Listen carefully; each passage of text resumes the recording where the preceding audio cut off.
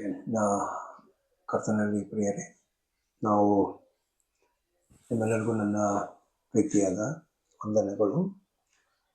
ಮತ್ತು ನಾವೀಗ ಹಳೆಯ ಒಡಂಬಡಿಕೆಯ ರಕ್ಷಣೆ ಅದರಲ್ಲೇ ಹೋದ ತರಗತಿಯಲ್ಲಿ ನಾವು ಯಾವ ಥರ ದೇವರು ಅಬ್ರಾಮನ್ ಕರೆದು ಅಬ್ರಾಮಿಂದ ದಾವೀದ್ ತನಕ ದೇವರ ತನಗೆ ಇಷ್ಟ ಆಗಿರೋ ಒಂದು ವ್ಯಕ್ತಿ ಕಂಡುಹಿಡಿಯೋ ತನಕ, ಇದು ನಾವು ಅಪೊಸ್ತಲ ಕೃತಿಯಲ್ಲಿ ನೋಡಿರೋದು 13ನೇ ಅಧ್ಯಾಯದಲ್ಲಿ ಕಂಡುಹಿಡಿಯೋ ತನಕ ಸುಮಾರು ಧರ್ಮಶಾಸ್ತ್ರ ಕೊಡೋಕ್ಕೆ ಒಂದು 430, ಆಮೇಲೆ ಒಂದು 450, ಹಾಗಾದರೆ ಒಂದು 880, ಇದೊಂದು 50, 450 ಪ್ಲಸ್ ಅದೊಂದು 430, ಸೊ ಒಂದು ಸುಮಾರು 880 ವರ್ಷಗಳು ಹತ್ರ ಆಗ್ತಾಯಿದೆ. ಅದಕ್ಕೆ ಅದು ಹೆಚ್ಚು ಕಡಿಮೆ ಅಂತ ಹೇಳ್ತಾ ಇರೋದು. ಅವರು 430 ಕರೆಕ್ಟಾಗಿ ಹೇಳ್ತಿದ್ದಾರೆ, ಆಮೇಲೆ ಸುಮಾರು ಅಂತ ಹೇಳ್ತಾರೆ, ಒಂದು 40 ವರ್ಷ ಆ ಥರ ಎಲ್ಲ ಹೇಳಿ 400 ವರ್ಷ ದಾವೀದು ಸಿಕ್ಬಿಟ್ರು. ಇದು ಪೌಲ್ ಹೇಳಿರೋದು. ಇದೇ ನಾವು ವಿಷಯವನ್ನು, ಇದೇ ರಕ್ಷಣದ ಬಗ್ಗೆ ನಾವು ಮತ್ತಾಯದಲ್ಲಿ ಓದುವಾಗ, ಈಗ ಮತ್ತಾಯ ಒಂದು ಓದಿ.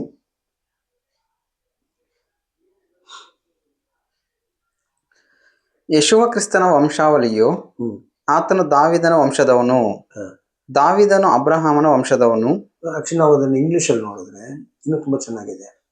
The genealogy of Yeshua Messiah, the son of David, the son of Abraham ಅಂತ ಇರ್ತದೆ. ಸೊ ನೋಡಿ, ಈಗ ನಾವು ಇದನ್ನು ಸ್ವಲ್ಪ ಗಮನ ಇಟ್ಟು ನೋಡುವಾಗ, ಈಗ ಯೆಶುವಾದ ವಂಶಾವಳಿ ಅಂತ ಹೇಳಿಬಿಟ್ಟು ಅಬ್ರಹಾಮಿಂದ ಇಸಾಕು ಹಂಗೆ ಹೇಳಿ ಈ ದಾವೀದ್ ಅಂತ ಏನಕ್ಕೆ ಹೇಳಬೇಕು? ಹೇಳದೇನೆ ಏನು ಮಾಡಿರ್ಬೋದು, ದಾವೀದ್ ಮಗ ಸಾಲಮೋನ್ ಮಗ ರೆಹೋಬೋಮ್ ಅಂತ ಹೇಳ್ಕೊಂಡೆ ಕೊನೆಗೆ ಯೋಸೇಫು ಮತ್ತು ಮೇರಿಗೆ ಬಂದಿರ್ಬೋದು. ಈ ಒಂದು ಬ್ರೇಕ್ ನಾವು ಆ ಕಡೆ ನೋಡುವಾಗಲೂ, ಅಪೊಸ್ತಲ ಕೃತಿಯಲ್ಲಿ ನೋಡುವಾಗ ಅಬ್ರಹಾಮಿಂದ ದಾವೀದ್ ತನಕ ಒಂದು ಬ್ರೇಕ್ ಇದೆ. ದಾವೀದಿಂದ ಅಲ್ಲಿ ಬರೆದಿಲ್ಲ ಅವರು ಅಪೊಸ್ತಲ ಕೃತಿಯಲ್ಲಿ ಬರೆದಿಲ್ಲ. ದಾವೀದಿಂದ ಕ್ರಿಸ್ತನ್ ಅಂತ ಡೈರೆಕ್ಟಾಗಿ ಬಂದ್ಬಿಟ್ರು, ದಾವೀದ್ ಮಗ ಅಂತ. ಬಟ್ ನಾವು ಮತ್ತೆ ನೋಡುವಾಗ ಸ್ವಲ್ಪ ಅಡಿಷನಲ್ ಇನ್ಫಾರ್ಮೇಶನ್ ಯಾವುದು ಪೌಲ್ ಹೇಳಿಲ್ಲ, ಅದು ಮತ್ತೆ ಹೇಳ್ತಾ ಇದ್ದಾರೆ. ಅಬ್ರಹಾಮಿಂದ ದಾವೀದಿಂದ ಬ್ಯಾಬಿಲಾನ್ ಹೋಗೋದು, ಆ ಥರ ಒಂದು 14 ತಲಾಂತರ ಅಂತ ಭಾಗ ಮಾಡಿಬಿಟ್ಟು ಹೇಳ್ಬಿಟ್ಟಿದ್ದಾರೆ. ನೋಡಿ, ಅದು ಎಷ್ಟನೇ ವಾಕ್ಯ ನೋಡಿ, ಅದು ಮತ್ತಾಯ 1ರಲ್ಲಿ 20 ಇರಬೇಕು ನೋಡಿ.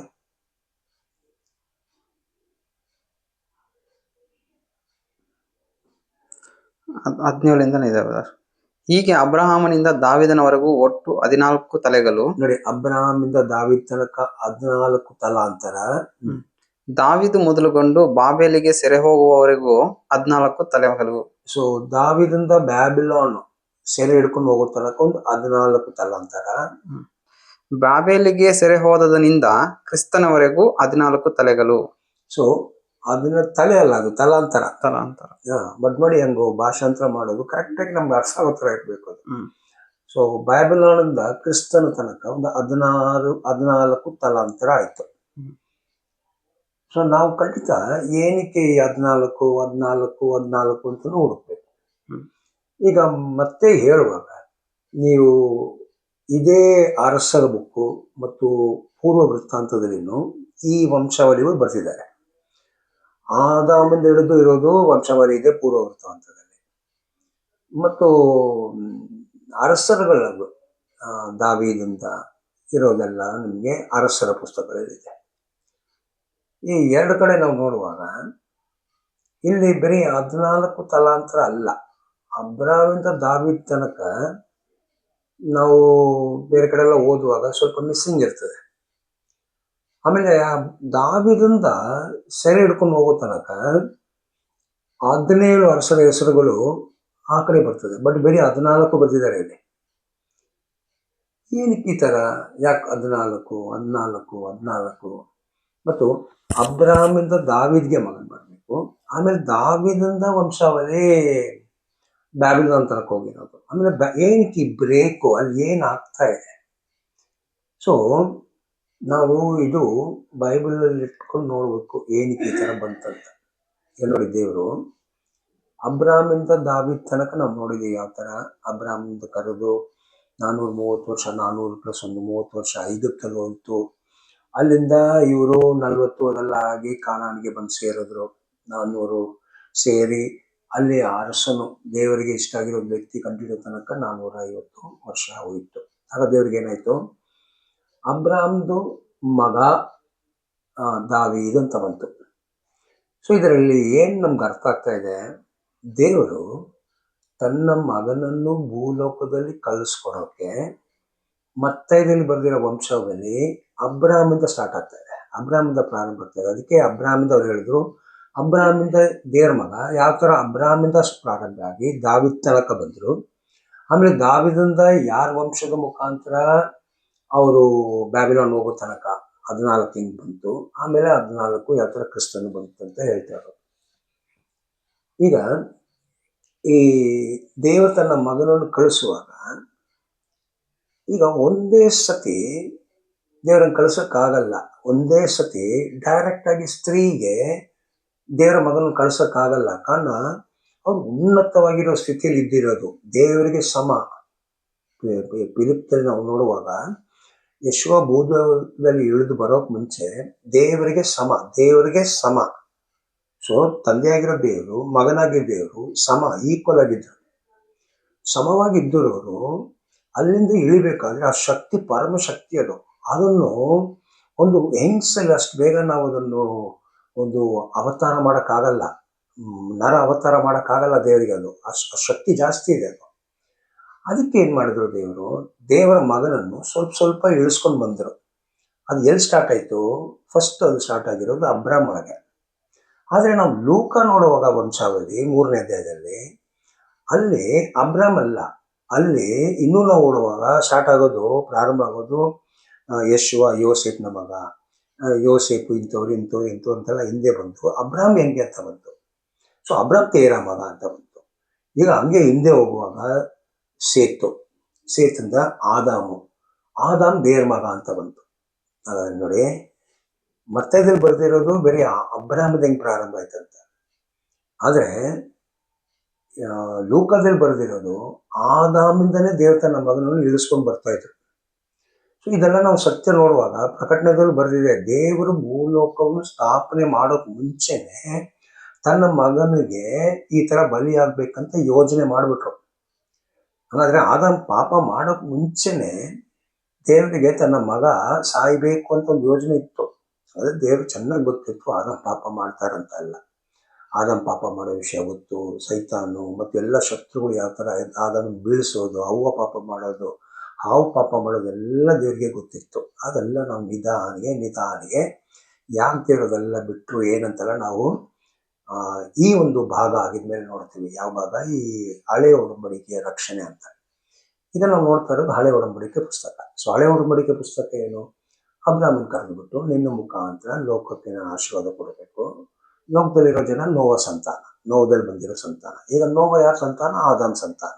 ಸೊ ಆದಾಮಲ್ಲಿ ಬರಬೇಕಾದ್ರೆ ಲೋಕ ಅದು ನೋವದಲ್ಲಿ ತುಂಬ್ತಾ ಇದೆ. ಆ ನೋವಲ್ಲಿ ಹುಟ್ಟಿರೋ ಮಕ್ಕಳಲ್ಲಿ ದೇವರ ಅಬ್ರಾಮನ್ ಬೇರೆ ಮಾಡಿಬಿಟ್ಟು ನೀನು ನನ್ನ ಸೊತ್ತಿಯ ಜನ ಅಂತ ಹೇಳ್ಬಿಟ್ಟು ಅಬ್ರಾಮನ್ ಬೇರೆ ಮಾಡಿಬಿಟ್ರು ದೇವರು. ಸೊ ಈಗ ದೇವರಿಗೆ 2 ಆಶೀರ್ವಾದ. ಒಂದು ನೋವದಲ್ಲಿರೋ ಜನರಿಗೆ ಅಬ್ರಾಮ್ ಮುಖಾಂತರ ಆಶೀರ್ವಾದ ಕೊಡಬೇಕಂತ ಹೇಳುವಾಗ, ಲೋಕದಲ್ಲಿ ರಕ್ಷಣೆ ಬರಬೇಕಾದ್ರೆ ಫಸ್ಟ್ ಇಸ್ರೇಲ್ಗೆ ರಕ್ಷಣೆ ಕೊಡಬೇಕು, ಅಬ್ರಾಮ್ ಜನರಿಗೆ ರಕ್ಷಣೆ ಕೊಡಬೇಕು. ಸೊ ಈ ಅಬ್ರಾಮ್ ಜನರಿಗೆ ಕೊಡೋ ರಕ್ಷಣೆ ಯೋಜನೆಯೇ ನಾವು ಹಳೆ ಒಡಂಬಡಿಕೆ ರಕ್ಷಣೆ ಅಂತ ಹೇಳ್ತಾರೆ. ಸೊ ಶತ್ರು ಯಾರಂತೆಲ್ಲ ನಾವು ನೋಡ್ಕೊಂಡು ಬರುವಾಗ ಇವರಿಗೆ ಶತ್ರು ಯಾರು? ಆಗ ಏನಾಯ್ತು, ಅಬ್ರಾಮಿಂದ ದಾವೀದ್ ತನಕ ದೇವರಿಗೆ ಒಂದು ಒಳ್ಳೆ ಮಗ ಸಿಗ್ಬಿಟ್ರು. ಅಬ್ರಾಮ್ ತರ ಒಳ್ಳೆ ಭಕ್ತಿ.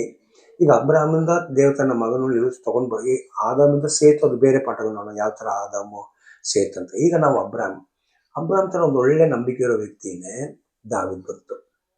ಈಗ ದಾವೀದ್ ತರ ಒಳ್ಳೆ ವ್ಯಕ್ತಿ ಬರಬೇಕು. ದೇವ್ರಿಗೆ ಏನಕ್ಕೆ ಇವ್ರನ್ನು ಆರಿಸ್ಕೊಂಡು ಇದು ಮಾಡಿರೋದು? ದೇವ್ರು ಹೇಳಿರೋದೇನು, ನೀವು ನನ್ನ ಜನರನ್ನು ದೇವರ ವಾಕ್ಯದಲ್ಲಿ ನಡೆಸಬೇಕು. ಆಮೇಲೆ ಇವರೆಲ್ಲರೂ ವಿಧೇಯರಾಗಿ ಭವಿಷ್ಯ ಕಾಲದಲ್ಲಿ ಭೂಮಿ ದೇವರಿಗೆ ಸ್ವಂತ ಆಗುವಾಗ, ಈ ವರ್ತಮಾನ ಕಾಲದಲ್ಲಿ ಇಸ್ರೇಲ್ ಜನರಿಗೆ ಹೇಳಿರೋ ವರ್ತಮಾನ ಕಾಲದಲ್ಲಿ ಇವರು ದೇವರಿಗೆ ಯಾಜಕರಾಗಬೇಕಾಗಿತ್ತು. ಇವ್ರು ಯಾಜಕರಂತ ಆಶೀರ್ವಾದ ಹೊಂದಿದ ಮೇಲೆ ದೇವರು ಭೂಲೋಕವನ್ನು ಸೈತಾನ್ ಕಡೆಯಿಂದ ಬಿಡಿಸಿ ಅವ್ರಿಗೆ ರಕ್ಷಣೆ ಕೊಡೋದಕ್ಕೆ, ಅವ್ರ ಪಾಪಗಳನ್ನು ಪರಿಹಾರ ಮಾಡೋದಕ್ಕೆ ಅವಾಗ ಯಾಜಕರುಗಳು ಬೇಕು.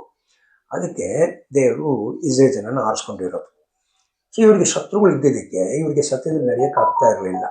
ಈ ದೇಶಗಳಲ್ಲಿ ಶತ್ರುಗಳು ಇದ್ದಿದ್ದಕ್ಕೆ ಈಗ ದೇವರೇನು ಮಾಡಿದ್ರು, ದಾವೀದ್ ಮುಖಾಂತರ ಒಂದು ಸ್ವಂತ ರಾಜ್ಯ, ಸ್ವತಂತ್ರವಾಗಿರೋ ರಾಜ್ಯ, ಒಳ್ಳೆ ಅರಸ, ದೇವ್ರ ಮಾತು ಕೇಳಿದ್ದಕ್ಕೆ ಯಾರು ಅವ್ರ ಹತ್ರ ಯಾವ ಶತ್ರುನ ಹತ್ರ ಬರದೇ ರೀತಿಯಲ್ಲಿ ದೇವರು ದಾವೀದ್ ಮುಖಾಂತರ ಆಳ್ವಿಕೆ ಮಾಡ್ತಾ ಇದ್ರು. ಈಗ ನೆಕ್ಸ್ಟ್ ಏನಾಗ್ಬೇಕು, ಈಗ ದಾವೀದಂತ ಕಂಟಿನ್ಯೂ ಆಗಬೇಕು. ಹಾಗಾದ್ರೆ ದಾವೀದಲ್ಲಿ ಹುಟ್ಟುವ ಮಗ, ಈ ಬೀಜ ದೇವರಿಂದ ಬರೋ ಮಗ, ಅದು ಅಬ್ರಾಮಿಂದ ಬಂದು ಅಬ್ರಾಮ್ ಜೀವದಿಂದ ಅಬ್ರಾಮ್ ಮಗನಿಗೆ, ಅಬ್ರಾಮ್ ಮಗನಿಂದ ಅವ್ರ ಮಗನಿಗೆ ಈಸಾಕು, ಯಾಕೋಬ್ ಈ ಥರ ಬರ್ತಾ ದೇವರು ಆ ತಂದೆಗಳು ಒಳ್ಳೇದಾಗಿರ್ಬೇಕು, ಅವ್ರ ಮುಖಾಂತರ ತನ್ನ ಮಗನನ್ನು ತಗೊಂಡು ಬಂದಿರೋದು. ಸೊ ಅದಕ್ಕೆ ಈಗ ಆ ಆರ್ಡರಲ್ಲಿ ದಾವೀದ್ ಸಿಕ್ಬಿಟ್ರು ದೇವ್ರ ಮನಸ್ಸಿಗೆ ಒಳ್ಳೆ ಮನುಷ್ಯ ಅಂತ. ದಾವೀದು 100% ಪರಿಪೂರ್ಣವಾಗಿದ್ದಿಲ್ಲ, ಅದೇ ಥರ ಅಬ್ರಾಮ್ 100% ಪರಿಪೂರ್ಣವಾಗಿದ್ದಿಲ್ಲ. ಆದರೆ ದೇವ್ರ ಮಗನನ್ನು ಈ ಭೂಮಿಗೆ ತಗೊಂಡು ಬರೋದಕ್ಕೆ ಒಂದು ಯೋಗ್ಯತೆ ಇರಬೇಕು. ಆ ಯೋಗ್ಯತೆ ಅಬ್ರಾಮಲ್ಲಿ ಇತ್ತು. ಅದೇ ಯೋಗ್ಯತೆ ಈಗ ದಾವೀದಲ್ಲಿ ಬಂತು. ಈಗ ದಾವೀದ್ ಮಗ ಸಾಲೊಮೋನು ಅದೇ ಥರ ನಡೆದಿದ್ರೆ ಕಂಟಿನ್ಯೂ ಆಗಿರ್ತದೆ, ಈ 14 ತಲಾಂತರ ಬಂದಿರಲ್ಲ. ಆಗ ಕಂಟಿನ್ಯೂ ಆಗಿ ಎಲ್ಲರೂ ಪರಿಪೂರ್ಣವಾಗಿ ನಡೆದಿದ್ರೆ ಈ ಬ್ರೇಕ್ ಬಂದಿರಲ್ಲ. ಸೊ ಆದಂ ಥರ ಅವ್ರ ಮಗ ಕಡಿಮೆ ಆಯಿತು, ಅವ್ರ ಮಗನಿಗಿಂತ ಈಸಾಕ್ ಕಡಿಮೆ ಆಯಿತು. ಹಾಗೆ ಕಡಿಮೆ ಆಗಿ ಬರುವಾಗ ಒಂದು ಬ್ರೇಕ್ ಬಂದ್ಬಿಡ್ತು, 14 ಒಂದು ಬ್ರೇಕ್ ಬಂದ್ಬಿಡ್ತು. ನೆಕ್ಸ್ಟ್ ಒಂದು ಒಳ್ಳೆ ಮನುಷ್ಯ ದಾವೀದು. ತಿರ್ಗಾ ದಾವೀದಿಂದ ಆ ಯೋಗ್ಯತೆ ಕಡಿಮೆ ಆಗ್ತಾ ಬರುವಾಗ ಮುಂದೆ ದೇವ್ರ ಮಗನ್ನು ಇಳಿಸೋಕಾಗ್ತಾ ಇಲ್ಲ. ಅದಕ್ಕೆ ಒಂದು ಒಳ್ಳೆ ಒಂದು ತಂದೆ ಬೇಕು. ಅದು ಸಿಕ್ಕುವಾಗ ಅದು ಅವರು ಯೆಕೋನ್ಯ ಅಂತ ಒಬ್ಬರ ಹೆಸರು ಬರ್ತದೆ, ಅವ್ರು ಬ್ಯಾಬಿಲೋನ್ ಹೋದ್ರು ಅಂತ ಬಂತು. ಅಲ್ಲಿಂದ ಅದೇ ಥರ ಕಡಿಮೆ ಆಗಿ ತಿರ್ಗಾ ನಾವು ಯೋಸೇಫೆಲ್ಲ ನೋಡುವಾಗ, ಮೇರಿ ಅಂತ ನೋಡುವಾಗ ಒಳ್ಳೆ ಸ್ಥಿತಿಯಲ್ಲಿ ಬಂತು. ಆಮೇಲೆ ದೇವ್ರ ತನ್ನ ಮಗನನ್ನು ಈ ಭೂಮಿಯಲ್ಲಿ ಅವತಾರವಾಗಿ ಹುಟ್ಟಿಸ್ಬಿಟ್ರು.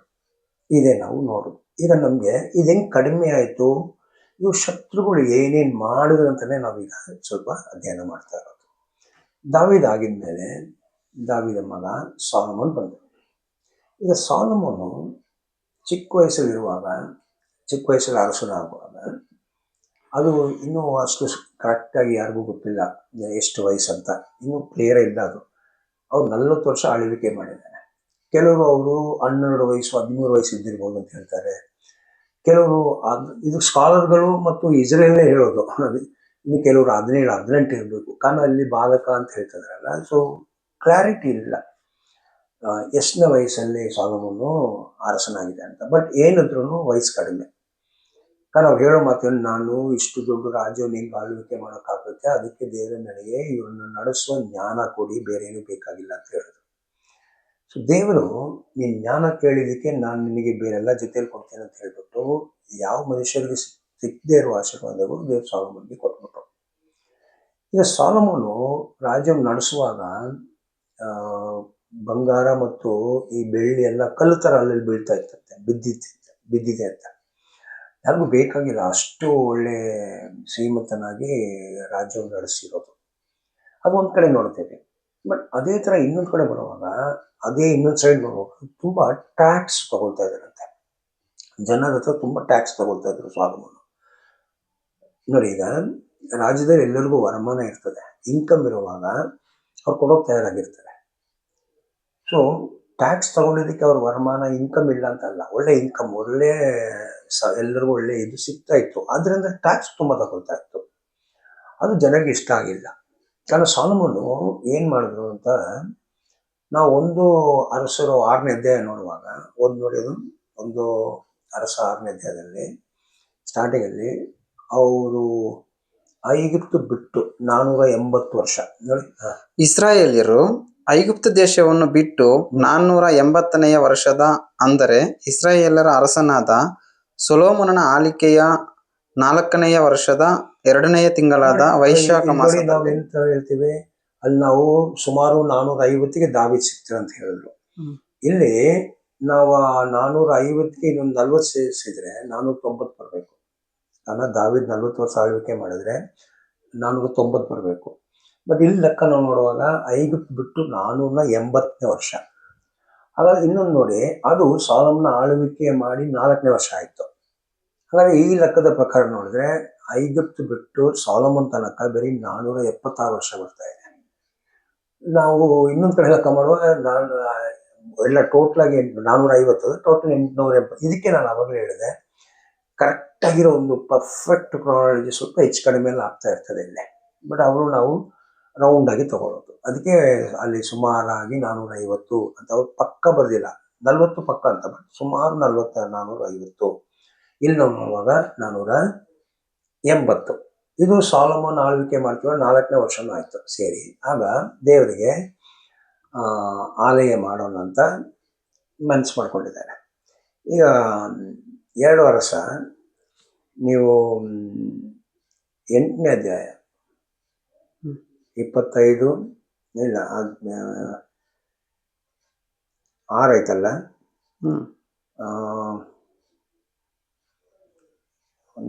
7ನೇ ಅಧ್ಯಾಯದಲ್ಲಿ 1 ವರ್ಷ 7ನೇ ಅಧ್ಯಾಯ. 1 ವರ್ಷ 7ನೇ ಅಧ್ಯಾಯದ ಸ್ಟಾರ್ಟಿಂಗ್ ಏನಿದೆ ನೋಡಿ.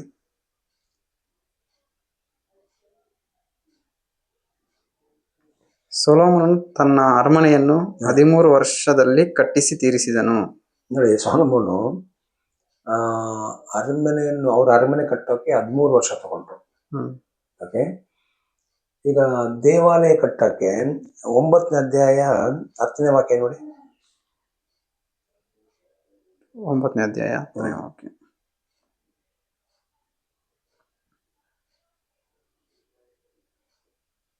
ಅರಸನಾದ ಸೊಲೊಮೋನನು 20 ವರ್ಷಗಳಲ್ಲಿ ಯೆಹೋವನ ಆಲಯವನ್ನು ತನ್ನ ಅರಮನೆಯನ್ನು ಕಟ್ಟಿಸಿ ತೀರಿಸಿದ.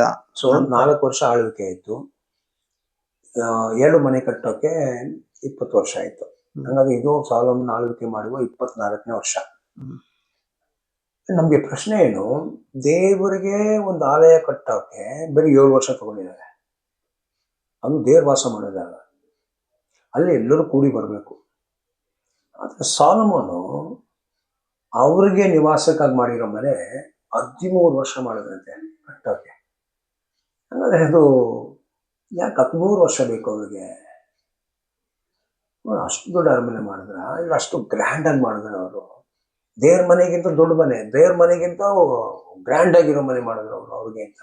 ಅದು ನಮ್ಗೆ ಅರ್ಥ ಆಗಲ್ಲ. Almost double. 7, 7, 13, 7 ಆಲ್ಮೋಸ್ಟ್ ಡಬಲ್ ಆಗಿದೆ. 13, 7 + 6, 13 ವರ್ಷ ಟೋಟಲ್ ಆಗಿ ಎಲ್ಲ ಸೇರಿ ಕಟ್ಟಕ್ಕೆ ಎಷ್ಟಾಯ್ತು? 20. 13 ಇದು, 7 ವರ್ಷ ಅದು ನೋಡಿ.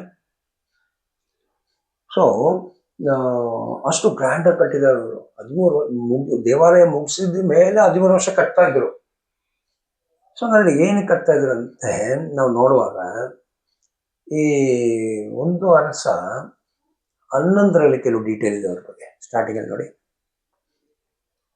ಅರಸನಾದ ಸೊಲೊಮೋನನು ಫರೋಹನ ಮಗಳಲ್ಲದೆ ಮೋವಾಬ್ಯರು, ಅಮ್ಮೋನಿಯರು, ಎದೋಮ್ಯರು, ಚಿದೋನ್ಯರು, ಹಿತ್ತಿಯರು ಎಂಬಿ ಜನಾಂಗಗಳ ಸ್ತ್ರೀಯರನ್ನು ಮೋಹಿಸಿದನು. ಯೆಹೋವನು ಈ ಜನಾಂಗಗಳ ವಿಷಯದಲ್ಲಿ ಇಸ್ರಾಯೇಲ್ಯರಿಗೆ, ನಿಮಗೂ ಅವರಿಗೂ ಕೊಟ್ಟುಕೊಳ್ಳುವುದು ನಡೆಯಬಾರದು. ಅದು ನಡೆಯುವುದಾದರೆ ಅವರು ನಿಮ್ಮ ಮನಸ್ಸನ್ನು ತಮ್ಮ ದೇವತೆಗಳ ಕಡೆಗೆ ತಿರುಗಿಸಾರು ಎಂದು ಆಜ್ಞಾಪಿಸಿದ್ದರು. ಸೊಲೊಮೋನನು ಅವರ ಸ್ತ್ರೀಯರಲ್ಲಿ ಅನುರಕ್ತನಾಗಿದ್ದನು. ಅವನಿಗೆ ರಾಜವಂಶದವರಾದ 700 ಮಂದಿ ಪತ್ನಿಯರಲ್ಲದೆ 300 ಮಂದಿ ಉಪಪತ್ನಿಯರಿದ್ದರು. ನೋಡಿ, ಸೊಲೊಮೋನಿಗೆ 700 ಪತ್ನಿಗಳು, ಅದರಲ್ಲಿ ತುಂಬಾ ಅರಸರ ಮಕ್ಕಳನ್ನು ಮದುವೆ ಮಾಡ್ಕೊಂಡ್ರು. ಈಗ ಈ ಅರಸರ ಹೆಣ್ಮಕ್ಳು ಅವ್ರು ಬಂದಿರೋ ಒಂದು ಅರಮನೆಯಿಂದ, ಈಗ ಅವ್ರು ಸೊಲೊಮೋನ್ ಮನೆಗೆ ಬರುವಾಗ ಅವ್ರಿಗೆ ಅದೇ ಒಂದು ರೆಸ್ಪೆಕ್ಟ್ ಕೊಟ್ಟಿಲ್ಲ ಅಂದ್ರೆ ಖಂಡಿತ ಅವ್ರು ಸೊಲೊಮೋನ್ ಜೊತೆಲಿ ಇರಲ್ಲ ಅವರು. ಅದಕ್ಕೆ ಸೊಲೊಮೋನ್ ಏನಾಯ್ತು, ಈ ಮದುವೆಗಳು ಮಾಡ್ಕೊಂಡು ಬರ್ತಾ ಬರ್ತಾ ಏನ್ ಮಾಡಿದ್ರು, ಅವರು ಅರಮನೆಯನ್ನು ನೀವು ವಿಕಸನ ಮಾಡ್ತಾ ಇದ್ರು. ಒಬ್ಬೊಬ್ಬರು ಹೊಸದು ಬರುವಾಗ ಅವ್ರಿಗೆ ಅವ್ರು ಬರುವ ಉಪಪತ್ನಿಗಳು, ಅವ್ರ ಜೊತೆಲಿ ಬರೋವ್ರಿಗೆಲ್ಲರಿಗೂ ಅರಮನೆ ಮಾಡ್ತಾ ಇರ್ಬೇಕು. ಈಗ ಅರ್ಥ ಆಯ್ತಲ್ಲ. ಅವರು ಹೊಸ ಹೊಸ ಮದುವೆ ಮಾಡ್ತಾ ಇರುವಾಗ ಎಲ್ಲ ದೇಶದಲ್ಲಿ ಆ ಸೊಲೊಮೋನು ತುಂಬಾ ಮದುವೆ ಮಾಡಿರೋದು ಪೊಲಿಟಿಕಲ್ ಕಾರಣ, ರಾಜಕೀಯ ಕಾರಣ. ಒಂದು ದೇಶದಲ್ಲಿ ಯುದ್ಧ ಮಾಡದೇ ಇರ್ಬೇಕಾದ್ರೆ ಅವ್ರ ಜೊತೆ ಸಂಬಂಧ ಮಾಡ್ಕೊಳ್ಬೇಕು. ಸೊ ಅವರು ಮಗಳನ್ನ ಮದುವೆ ಮಾಡಿದ್ರೆ ಯಾರು ದೇಶದಲ್ಲಿ ಯುದ್ಧ ಮಾಡಲ್ಲ. ಸೊ ಸೊಲೊಮೋನ್ ಕಾಲದಲ್ಲಿ ತುಂಬಾ ಸಮಾಧಾನ ಇತ್ತು, ಪೀಸ್ ಆಗಿತ್ತು.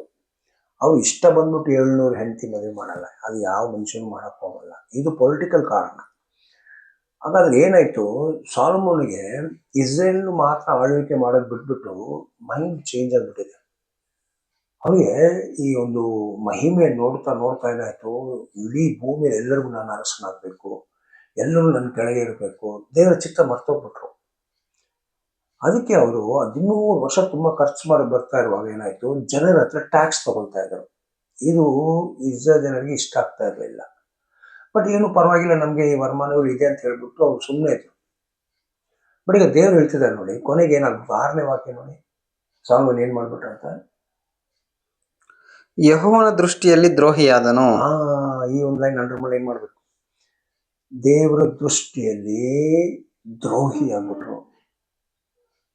ಈಗ ನೀವೇ ಹೇಳಿ, ಈ ಸಾಲಮನಿಗೆ ಈಗ ಹೆಂಗೆ ದೇವ್ರ ಮಗನ ಯೋಗ್ಯತೆ ಆಗಿರೋ ಒಂದು ಮಗನ ನಿಂಗೆ ಇಳಿಸೋಕ್ಕಾಗ್ತದೆ? ಈಗ ಸಾಲಮನ್ ಒಂದು ಜೀವ ಪರ್ಫೆಕ್ಟ್ ಅಲ್ಲ, ಅವರು ಅಯೋಗ ಆಗ್ಬಿಟ್ರು.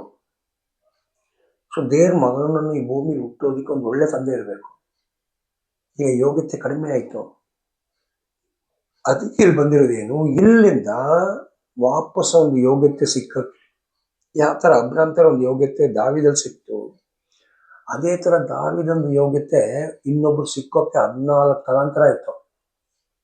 ಅಲ್ಲಿ ಇನ್ನೂ ರಹಸ್ಯಗಳಿದೆ. ಈ 14 ನೀವು ಎನ್ಸ್ ನೋಡಿದ್ರೆ 42 ಬರ್ತದೆ. ಬಟ್ ನೀವು ಅದು ಎನ್ಸ್ ನೋಡಿ 41 ಸೇರಿರೋದು, 41. 14 ಅಂತ ಹೇಳ್ಬಿಟ್ಟು ಯಾಕೆ 41 ಇದೆ ಅಲ್ಲಿ, ಯಾಕೆ 42 ಆಗಿದೆ, ಅಲ್ಲಿ ಏನು ರಹಸ್ಯ ಇದೆ? ಈ ತರ ತುಂಬಾ ಸತ್ಯಗಳಿದೆ ನಮಗೆ ಕಲಿಯೋಕ್ಕೆ. ಅದು ನಾನು ಇವಾಗ ಈ ಪಾಠದಲ್ಲಿ ಹೇಳಲ್ಲ, ಅದು ಏನಂತ ಸತ್ಯ. ಇಷ್ಟೇ ತಿಳ್ಕೊಳ್ಳಿ, ದೇವ್ರ ತನ್ನ ಮಗನನ್ನು ಈ ಭೂಮಿಯಲ್ಲಿ ಇಳಿಸೋಕ್ಕೆ ಒಂದು ಯೋಗ್ಯತೆ ಅವನಿಗೆ ತಂದೆ ಬೇಕು. ಅದು ಅಬ್ರಾಮ್ ಇದ್ರು. ನೆಕ್ಸ್ಟು ಕಡಿಮೆ ಆಯ್ತು, ಆಮೇಲೆ ದಾವಿದ್ ಬಂದ್ರು. ಬಟ್ ದಾವಿದ್ ಮಗ ನೋಡಿ ಏನಾಗ್ಬಿಡ್ತು, ದ್ರೋಹಿ ಆಗ್ಬಿಟ್ರು. ಸೊ ಅವ್ರಲ್ಲಿ ಇನ್ನೂ ತುಂಬಾ ರಹಸ್ಯಗಳಿದಾವೆ, ಏನೇನು ತಪ್ಪು ಮಾಡಿದ್ದಾರೆ, ಅವರಿಂದ ಏನೇನಾಯ್ತು, ದೇವ್ರಿಗೆ ತುಂಬಾ ಕೋಪ ಬಂದ್ಬಿಡ್ತು. ಅದಕ್ಕೆ ದೇವ್ರು ಹೇಳಿದ್ರು, ಸಾಲಮೋನ್ ನೀನು ನನ್ನ ಮಾತು ಕೇಳಲಿಲ್ಲ, ಅದಕ್ಕೆ ನಾನು ರಾಜ್ಯ ನಿನ್ನಿಂದ ತೆಗೆದು ಬಿಡ್ತೀನಿ ಅಂತ. ಇದು 9ನೇ ಅಧ್ಯಾಯದಲ್ಲೂ ಇದೆ. ನೀನು ಈ ತರ ಮಾಡಿದ್ರೆ ನಾನು ಮಾಡ್ತೀನಿ ಅಂತ 9ನೇ ಅಧ್ಯಾಯ ನೀವು ಓದ್ ನೋಡಿ, ಅಲ್ಲೂ ಇದೆ. ಈಗ ನೀವು 11ನೇ ಇದರಲ್ಲಿ ನೋಡಿ ದೇವ್ರು ಏನ್ ಮಾಡ್ತಿದ್ದಾರೆ ಅಂತ. 11ನೇ ವಾಕ್ಯ. ಅವನಿಗೆ, ನೀನು ಈ ಪ್ರಕಾರ ಮಾಡಿ ನನ್ನ ವಿಧಿ ನಿಬಂಧನೆಗಳನ್ನು ಮೀರಿದ್ದರಿಂದ ನಿನ್ನ ರಾಜ್ಯವನ್ನು ನಿನ್ನಿಂದ ಕಿತ್ತುಕೊಂಡು ನಿನ್ನ ಸೇವಕನಿಗೆ ಕೊಡುವೆನು. ಆದರೂ ನಾನು ನಿನ್ನ ತಂದೆಯಾದ ದಾವಿದನನ್ನು ನೆನೆಸಿ ನಿನ್ನ ಕಾಲದಲ್ಲಿ ಇದನ್ನು ಮಾಡುವುದಿಲ್ಲ. ಹಾಗಾದ್ರೆ ನಿನಗೆ ಒಂದೇ ಗೋತ್ರ ಕೊಟ್ಬಿಟ್ಟು 11 ಗೋತ್ರ ನಾನು ಬೇರೆಯವ್ರು ಕೊಟ್ಬಿಡ್ತೀನಿ. ಬಟ್ ನಾನು ಅದು ಮಾಡಲ್ಲ ಆ ಥರ. ಕಾರಣ, ನನಗೆ ನಿನ್ನ ಅಪ್ಪ ಒಳ್ಳೆ ಸೇವೆ ಮಾಡಿದ್ದಾರೆ, ನಿನ್ನ ಅಪ್ಪಗೆ ನಾನು ವಾಗ್ದಾನ ಮಾಡಿದ್ದೀನಿ. ಅಲ್ಲೊಂದು ರಹಸ್ಯ ಏನು ಗೊತ್ತಾ, ಯಾಕೆ ಇನ್ನೊಂದು ಗೋತ್ರ ಕೊಟ್ರಂತ, ಅದೊಂದು ರಹಸ್ಯ ಇದೆ ಅಲ್ಲಿ. ನಿನ್ನ ಅಪ್ಪನ ಕಾರಣ ನಾನು ನಿಮ್ಗೆ ಇನ್ನೊಂದು ಗೋತ್ರ ಕೊಡ್ತೀನಿ ಅಂತ ಹೇಳೋದು ನೋಡಿ. ಆ ಇನ್ನೊಂದು ಗೋತ್ರ ಅಂತ ಬಂದಿರೋದು ಬೆಂಜಮಿನ್ ಗೋತ್ರ ನೀವು ಕೊಟ್ಟಿರೋದು. ಅದು ಸಾಲಮನ್ ಕಾಲದಲ್ಲಿ ಮಾಡಲ್ಲ, ನಾನು ನಿನ್ನ ಮಗನ ಕಾಲದಲ್ಲಿ ಮಾಡ್ತೀನಿ ಅಂತ ಹೇಳೋದು. ಆಮೇಲೆ ನಾವು ಓದುವಾಗ ಗೊತ್ತಾಗ್ತದೆ, ಯೂದ ಜೊತೆಲಿ ಸೇರಿ ಇರೋದು ಬೆಂಜಮಿನ್ ಗೋತ್ರದವರು. ಹಾಗಾಗಿ ದೇವರು ಯೂದ ಗೋತ್ರದಲ್ಲಿ ಬೆಂಜಮಿನ್ ಗೋತ್ರ ಸೇರಲಿ ಅಂತ ದೇವ್ರ ಉದ್ದೇಶ ಇತ್ತು. ಮಿಕ್ಕಿದ 10 ಬೇರೆ ಮಾಡ್ಬಿಟ್ರು. ಅದ್ಯಾಕೆ ದಾವಿದಲ್ಲಿ ಕಾರಣ ಅಂತ ಹೇಳುವಾಗ, ದಾವಿದು ಸೌಲ್ ಗೋತ್ರದ ಬೆಂಜಮಿನ್ ಗೋತ್ರದ ಸೌಲ್ ಅರಸನಾಗುವಾಗ ಸೌಲ್ಗೆ ಇಷ್ಟ ಅವ್ರ ಮಗ ಅರಸನಾಗ್ಬೇಕಂತ, ಯೋನಾಥನು. ಆದರೆ ಯೋನಾಥನು ದಾವಿದು ಚಿಕ್ಕ ವಯಸ್ಸಿಂದ ತುಂಬಾ ಸ್ನೇಹಿತರು,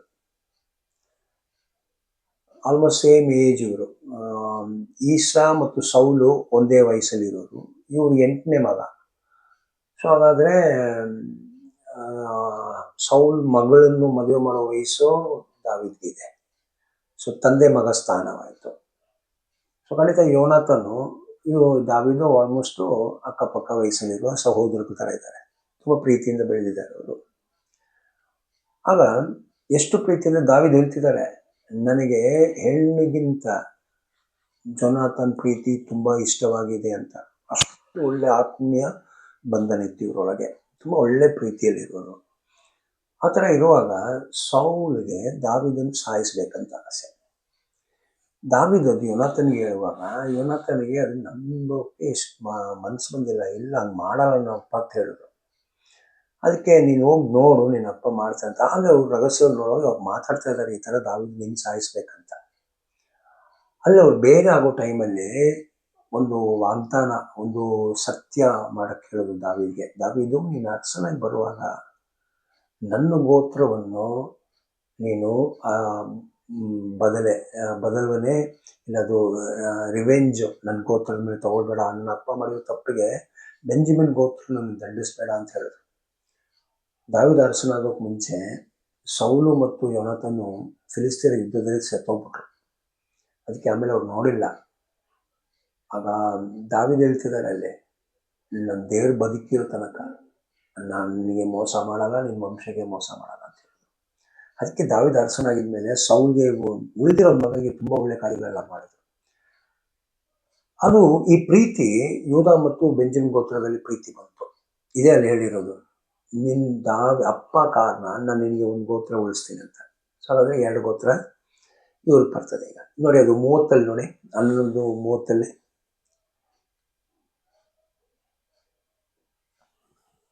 ಆಗ ಅಹಿಯನು ತಾನು ಹೊದ್ದುಕೊಂಡಿದ್ದ ಹೊಸ ಬಟ್ಟೆಯನ್ನು ತೆಗೆದುಕೊಂಡು ಅದನ್ನು ಹರಿದು 12 ತುಂಡು ಮಾಡಿ ಯಾರೊಬ್ಬಾಮನಿಗೆ, ನೀನು ಇವುಗಳಲ್ಲಿ 10 ತುಂಡುಗಳನ್ನು ತೆಗೆದುಕೋ. ಇದು ರೆಹೋಬಾಮ್ ಸೊಲೊಮೋನ ರಾಜ್ಯದಲ್ಲಿ ಸೇವಕನಾಗಿದ್ದಿರೋರು. ಅವರಿಗೆ 10 ಗೋತ್ರ ಕೊಟ್ಬಿಟ್ರು. ಇಸ್ರಾಯೇಲ್ ದೇವರಾದ ಯೆಹೋವನು ರಾಜ್ಯವನ್ನು ಸೊಲೊಮೋನನಿಂದ ಕಿತ್ತುಕೊಂಡು ತನ್ನ ಸೇವಕನಾದ ದಾವೀದನ ನಿಮಿತ್ತವಾಗಿಯೂ ತಾನು ಇಸ್ರಾಯೇಲ್ಯರ ಎಲ್ಲ ಕುಲಗಳಿಂದ ಆರಿಸಿಕೊಂಡ ಯೆರೂಸಲೇಮ್ ಪಟ್ಟಣದ ನಿಮಿತ್ತವಾಗಿಯೂ ಅವನಿಗೆ ಒಂದೇ ಕುಲವನ್ನು ಉಳಿಸಿ ಬೇರೆ 10 ಕುಲಗಳನ್ನು ನಿನಗೆ ಕೊಡುತ್ತೇನೆಂದು ಹೇಳಿ. 10 ಕುಲ ನಿನಗೆ ಕೊಟ್ಬಿಟ್ಟು ಒಂದು ಯೆರೂಸಲೇಮು, ಅದು ದೇವ್ರ ವಾಗ್ದಾನ ಮಾಡಿರೋದು. ಆಮೇಲೆ ದಾವಿದ್ ಕಾರಣ ಒಂದು ಕುಲ, ಅದು ಯೂದ ಬೆಂಜಮಿನ್ ಕುಲ, ಅದು ಸೌಲ್ದು ವಂಶ. ಅದು ಇದು 2 ದೇವರು ಸಾಲೋಮನ್ ಕೊಡ್ತಾರಂತೆ ಸಾಲೋಮನ್ ಮಕ್ಕಳಿಗೆ. ಸೊ ಇಲ್ಲಿಂದ ಏನಾಯಿತು, ಇಸ್ರೇಲು 2 ಆಯಿತು.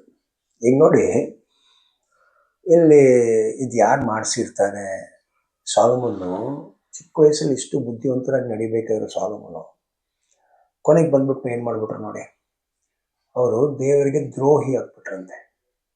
ಆದರೆ ದೇವರು ಅಬ್ರಾಮ್ ದಾವೀದ್ಗೆ ಮಾಡಿರೋ ವಾಗ್ದಾನ ಕಾರಣ ಸಾಲೋಮನ್ ಸಾಯಿಸಿಲ್ಲ. ಸಾಲೋಮನ್ ದೇವ್ರು ಸಾಯಿಸಿಲ್ಲ. ಕಾರಣ ದೇವ್ರು ಹೇಳಿರೋದು, ದಾವೀದು ನಿನ್ನ ವಂಶದಲ್ಲಿ ಇರೋರೇ ನಿಮ್ಮ ಸಿಂಹಾಸನದಲ್ಲಿ ಕೂತ್ಕೊಳ್ಬೇಕಂತ. ಮತ್ತು ಅದರ ಕೆಲವು ಒಡಂಬಡಿ ದಾವೀದ್ ಮಾಡಿರೋ ವಾಗ್ದಾನಗಳು ಬಾರ್ಷೆಬ ಜೊತೆಯಲ್ಲಿ, ಅದಕ್ಕೆ ಸಾಲೋಮನ್ಗೆ ಏನೂ ಆಗಿಲ್ಲ. ಸಾಲೋಮನ್ ದೇವರು ದಂಡಿಸಲಿಲ್ಲ. ಆದರೆ ಸಾಲೋಮನ್ ಮೇಲೆ ದೇವರಿಗೆ ತುಂಬ ಕೋಪ ಇತ್ತು, ದ್ರೋಹಿ. ಸೊ ಈಗ ಸಾಲೋಮನ್ ಮಗನ ಕೈಯಿಂದ ರಾಜ್ಯ 2 ಮಾಡುವಾಗ ಏನಾಯಿತು ಅಂತ ನೋಡೋಣ. ಮುಂದೆ ಏನಾಯಿತು 12ನೇ ಅಧ್ಯಾಯದಲ್ಲಿ 19-20 ಅಂತ ಇರ್ತದೆ. ಯುದ್ಧಕ್ಕೆ ಹೋಗ್ತಾ ಇದ್ದಾರೆ ಇವರು 10 ಗೋತ್ರ ತಗೊಂಡವ್ರು ಬೇರೆ ಆಗುವಾಗ ರೆಹೋಬಾಮ್ ಯುದ್ಧ ಮಾಡಕ್ಕೆ ಹೋಗ್ತಾ ಇದ್ದಾರೆ. 19-20. ಇಸ್ರಾಯೇಲ್ಯರು ಅಂದಿನಿಂದ ಇಂದಿನವರೆಗೂ ದಾವೀದನ ಕುಟುಂಬದವರೊಡನೆ ಸಮಾಧಾನವಾಗಲೇ ಇಲ್ಲ. ಮೇಲೆ ಬಂತು, ಸ್ವಲ್ಪ ಮೇಲೆ ಇರ್ಬೇಕು. ಯುದ್ಧ ಸ್ಟಾರ್ಟ್ ಆಗ್ಬಿಟ್ಟಿದೆ ಅದು. ಸೊ ಒಂದು 2-3 ವಚನ ಮೇಲೆ ನೋಡಿ, ಯುದ್ಧ ಮಾಡಕ್ ಹೋಗ್ತಾರೆ. 15-16 ಇರ್ಬೇಕಾಗಂತ ಅನ್ಸುತ್ತೆ.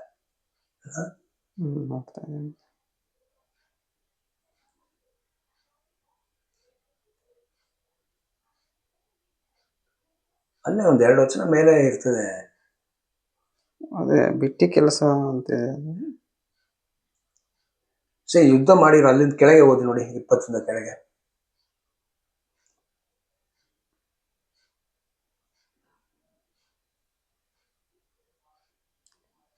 ಓದಲಾರ್ದ? ಯಾವಾಗ 20 ಓದಿರೋದು? 19 ಓದಿತ್ತು. ಓದಿ, ನೆಕ್ಸ್ಟ್ ವಾಕ್ಯ ಓದಿ. ಯೆರೊಬ್ಬಾಮನು ಹಿಂತಿರುಗಿ ಬಂದಿದ್ದಾನೆಂಬ ವರ್ತಮಾನವು ಇಸ್ರಾಯೇಲರಿಗೆ ಗೊತ್ತಾದಾಗ ಅವರೆಲ್ಲರೂ ಅವನನ್ನು ನೆರೆದು ಸಭೆಯ ಮುಂದೆ ಕರೆಸಿ ತಮ್ಮ ಅರಸನನ್ನಾಗಿ ನೇಮಿಸಿಕೊಂಡರು. ದಾವೀದನ ಕುಟುಂಬದವರನ್ನು ಯೆಹೂದದ ಕುಲವೇ ಹೊರತು ಬೇರೆ ಯಾವ ಕುಲವೂ ಹಿಂಬಾಲಿಸಲಿಲ್ಲ. ಸೊಲೊಮೋನನ ಮಗನಾದ ರೆಹಬ್ಬಾಮನು ಯೆರೂಸಲೇಮನ್ನು ಮುಟ್ಟಿದ ನಂತರ ಇಸ್ರಾಯೇಲರಿಗೆ ವಿರೋಧವಾಗಿ ಯುದ್ಧ ಮಾಡುವುದಕ್ಕೂ ರಾಜ್ಯವನ್ನು ತಿರುಗಿ ತನಗೆ ವಶಪಡಿಸಿಕೊಳ್ಳುವುದಕ್ಕೂ ಈಗ ದೇವರು ಬೇರೆ ಬೇರೆ ಮಾಡ್ಬಿಟ್ರು. ಆದ್ರೆ ರೆಹೋಬಾಮ್ಗೆ ಅದು ಇಷ್ಟ ಇಲ್ಲ. ಸೊ ರೆಹೋಬಾಮ್ ಅದನ್ನು ವಾಪಸ್ ತಗೊಳಕ್ಕೆ ಯುದ್ಧ ಮಾಡಕ್ ಹೋಗ್ತಾ ಇದ್ದಾರೆ 10 ಗೋತ್ರ ಜೊತೆಯಲ್ಲಿ. ವಶಪಡಿಸಿಕೊಳ್ಳುವುದಕ್ಕೂ ಯಹೂದ ಬೆನ್ಯಾಮೀನ್ ಕುಲಗಳಿಂದ 180,000 ಮಂದಿ ಶ್ರೇಷ್ಠ ಸೈನಿಕರನ್ನು ಕೂಡಿಸಿದನು. ನೋಡಿದ್ರ, ಬೆಂಜಮಿನ್ ಗೋತ್ರ ಮತ್ತು ಯೂದ ಗೋತ್ರ ಒಂದಾಗ್ಬಿಟ್ರು. ಇದು ದೇವ್ರು ಮಾಡಿರೋದು. 10 ಗೋತ್ರ ದೇವ್ರು ಆ ಕಡೆ ಮಾಡ್ಬಿಟ್ರು. ಸೊ ಒಂದು ವಾಗ್ದಾನ ಮಾಡಿದ್ದಕ್ಕೆ ಯೆರೂಸಲೇಮ್ ಕೊಡ್ಲೇಬೇಕು ಸಿಂಹಾಸನ. ಇನ್ನೊಂದು ದಾವಿದ್ ಕಾರಣ ಒಂದು ಗೋತ್ರ ಕೊಡ್ತೀನಿ ಅಂತ ಹೇಳಿರೋದು. ದಾವಿದು ಜೊನಾಥನ್ ಜೊತೆ ಮಾಡಿರೋ ಒಡಂಬಡಿಕೆ, ಪ್ರಾಮಿಸು, ನಾನೇನು ಮಾಡಲ್ಲ ಅಂತ. ಅದಕ್ಕೆ ದೇವ್ರು ಇಬ್ಬರನ್ನು ಸೇರಿಸ್ಬಿಟ್ರು. ಅದು ದೇವರಷ್ಟು ನಂಬಿಕೆಸ್ತರಂತ ನೋಡಿ. ಆಗ ದೇವರ ಮನುಷ್ಯನಾದ ಶೆಮಾಯನಿಗೆ, ನೀನು ಹೋಗಿ ಸೊಲೊಮೋನನ ಮಗನೂ ಯೆಹೂದದ ಅರಸನೂ ಆದ ರೆಹಬ್ಬಾಮನಿಗೂ ಯೆಹೂದದ ಬೆನ್ಯಾಮೀನ್ ಕುಲಗಳವರಿಗೂ ಉಳಿದ ಜನರಿಗೂ ಯೆಹೋವನ ಮಾತನ್ನು ಕೇಳಿರಿ. ನೀವು ನಿಮ್ಮ ಸಹೋದರರಾದ ಇಸ್ರಾಯೇಲರೊಡನೆ ಯುದ್ಧ ಮಾಡುವುದಕ್ಕೆ ಹೋಗಬಾರದು. ನೋಡಿದ್ರ, ಇದು ದೇವ್ರ ಚಿತ್ತ ಅಂತ ಹೇಳ್ಬಿಟ್ರು. ನೀವು ಯುದ್ಧ ಮಾಡ್ಬೇಡಿ, ನಾನೇ ಮಾಡಿರೋದು, ನೀವೆರಡು ರಾಜ್ಯವಾಗಿರಿ ಅಂತ ಹೇಳ್ಬಿಟ್ರು. ಈಗ ದೇವರು ಇಸ್ರೇಲ್ನ ಒಂದಾಗಿ ಕೂರಿಸಿರೋದು ಏನಕ್ಕೆ? ದೇವ್ರ ಉದ್ದೇಶ ಏನು? ಭವಿಷ್ಯ ಕಾಲದಲ್ಲಿ ದೇವರ ಶತ್ರುವಾಗಿರೋ ಸೈತಾನ್ ಕಡೆಯಿಂದ ಭೂಮಿನ ಬಿಡಿಸಿ ಭೂಮಿಗೆ ರಕ್ಷಣೆ ಕೊಡೋದಕ್ಕೆ ಯಾಜಕರು ಬೇಕು. ಈ ಯಾಜಕರು ವರ್ತಮಾನ ಕಾಲದಲ್ಲಿ ಮೋಶೆ ಕೊಟ್ಟಿರೋ ಧರ್ಮಶಾಸ್ತ್ರದಲ್ಲಿ ನಡೆದು ಯೋಗ್ಯರಾಗಬೇಕು. ಆಗ ಶತ್ರು ಚೆನ್ನಾಗಿ ಗೊತ್ತು ಸೈತಾನಿಗೆ, ಇವ್ರು ನಡೆದಿಲ್ಲ ಅಂದರೆ ಖಂಡಿತ ದೇವರಿಗೆ ಯಾಜಕರು ಸಿಕ್ಕಲ್ಲ. ಈಗ ದೇವರಿಗೆ ಯಾಜಕರು ಸಿಕ್ಕಿಲ್ಲ ಅಂದರೆ ವರ್ತಮಾನ ಕಾಲದಲ್ಲಿ ಭೂಮಿಗೆ ರಕ್ಷಣೆ ಕೊಡೋಕ್ಕಾಗಲ್ಲ. ಕಾರಣ ದೇವ್ರು ಸುಳ್ಳು ಹೇಳಲ್ಲ. ದೇವ್ರೊಂದು ಮಾತು ಹೇಳಿದ್ರೆ ದೇವ್ರು ಸುಳ್ಳು ಹೇಳಲ್ಲ, ದೇವ್ರ ಮಾತು ಬದಲಿಸೋಲ್ಲ. ಆಗ ಇದು ಸೈತಾನ್ ದೇವ್ರ ಬಗ್ಗೆ ಚೆನ್ನಾಗಿ ಗೊತ್ತು. ದೇವರು ಸುಳ್ಳು ಹೇಳಲ್ಲ. ಆಗ ದೇವ್ರೊಂದು ಮಾತು ಹೇಳಿದ್ಮೇಲೆ ಸುಳ್ಳು ಹೇಳಲ್ಲ ಅಂದರೆ ದೇವ್ರನ್ನ ಸುಳ್ಳು ಮಾಡೋ ಥರ ಅವ್ನು ನಡೆಸ್ತಾನೆ, ಬಟ್ ದೇವ್ರು ಸುಳ್ಳು ಹೇಳಲ್ಲ. ಆಗ ಅವನ ಯೋಜನೆ ಏನು? ಈ ಥರ ಮಾಡಿದ್ರೆ ದೇವ್ರು ಸೋತು ಹೋಗ್ಬಿಡ್ತಾರೆ. ಅದಕ್ಕೆ ದೇವರ ಶತ್ರು ಸೈತಾನು ಇಸ್ರೇಲ್ಗೂ ಶತ್ರು ಆಗ್ಬಿಟ್ಟು ಯಾವ ಅರಸರು ಇಸ್ರೇಲ್ನು ಚೆನ್ನಾಗಿ ನಡೆಸ್ಬೇಕು ಅದೇ ಅರಸರುಗಳು ತಪ್ಪು ಮಾಡೋಕೆ ಪ್ರಾರಂಭ ಮಾಡ್ಬಿಟ್ರು. ಅದರಲ್ಲಿ ಫಸ್ಟ್ ಮಾಡಿರೋದು ಸೊಲೊಮೋನ್. ಈಗ ಸೊಲೊಮೋನ್ ತಪ್ಪು ಮಾಡಿದ್ಮೇಲೆ ಮಗ ಬಂದರು. ಅವನು ಮಗನಿಗೆ ದೇವರು ಹೇಳಿದ್ರು ಯುದ್ಧ ಮಾಡೋಕೆ ಹೋಗ್ಬೇಡಿ ಅಂತ. ಅವರು ಕೇಳಲಿಲ್ಲ. ಅವರು ಏನು ಮಾಡ್ತಾಯಿದ್ರು, ಅಲ್ಲಿಂದ ಪ್ರಾರಂಭ ಆಗಿರೋ ಯುದ್ಧಗಳು ಇಸ್ರೇಲ್ ದೇಶ 10 ಗೋತ್ರ ಇರೋ ತನಕ ಯುದ್ಧಗಳು ನಡೀತಾ ಇತ್ತು ಇವರಿಬ್ರು ಮಧ್ಯದಲ್ಲಿ. 2 ಗೋತ್ರ 10 ಗೋತ್ರ ಅದು ಅನ್ಯ ಜನರ ಜೊತೆಯಲ್ಲಿ ಸೇರ್ಕೊಂಡು ಯುದ್ಧ ಮಾಡ್ತಾ ಇದ್ರು ಇಸ್ರೇಲ್ 10 ಗೋತ್ರದವರು. ಅಷ್ಟು ಶತ್ರುಗಳಾಗ್ಬಿಟ್ರು ಅಬ್ರಾಮ್ ಮಕ್ಕಳು. ಸೊ ಇದು ಯಾರು ಮಾಡಿಸಿರೋದು? ಈಗ 2 ಅರಸ ಬಂದಮೇಲೆ ದೇವ್ರ ಉದ್ದೇಶ ಏನು? ಇದು ಸೊಲೊಮೋನ್ ಮಾಡಿರೋ ತಪ್ಪಿಗೆ ದೇವ್ರ ದಂಡನೆ ಕೊಟ್ಟಿರೋದು. ಆದರೆ ಇವರು 2 ರಾಜ್ಯವಾಗಿ ಇತ್ಕೊಂಡು, ಒಂದು ಉತ್ತರ ಇಸ್ರೇಲು, ಒಂದು ದಕ್ಷಿಣ ಇಸ್ರೇಲ್ ಆಗಿ ಇತ್ಕೊಂಡು 2 ಅರಸರ ಕೆಳಗೆ ಇವರು ಒಂದೇ ದೇವಾಲಯ ಬರಬೇಕು, ಒಂದೇ ದೇವರನ್ನು ಪೂಜೆ ಮಾಡಬೇಕು, ಒಂದೇ ಧರ್ಮಶಾಸ್ತ್ರ ನಡಿಬೇಕಂತ ಇಬ್ಬರಿಗೂ ಆಜ್ಞೆ ಕೊಟ್ಟಿರೋದು, ಈ ದೇವಾಲಯಕ್ಕೆ ಬರಬೇಕಂತ. ಆದರೆ 10 ಗೋತ್ರದ ಅರಸನ ಬುದ್ಧಿ ನೋಡಿ. 12ನೇ ಚಾಪ್ಟರ್ ಅಲ್ವಾ ಈಗ ಓದ್ತಾ ಇರೋದು ನೀವು? ಈ ಯುದ್ಧ ಆಗಿದ್ಮೇಲೆ ನೋಡಿ, ಜಸ್ಟ್ ಯುದ್ಧ ಸಬ್ಜೆಕ್ಟ್ ಮುಗಿದ್ಮೇಲೆ ಅವನು ಜೆರೋಬಾಮ್ ಏನ್ ಮಾಡ್ದಂತ ಇರ್ತದೆ. 23 ಇರ್ಬೇಕು ನೋಡಿ ವಾಕ್ಯ. 23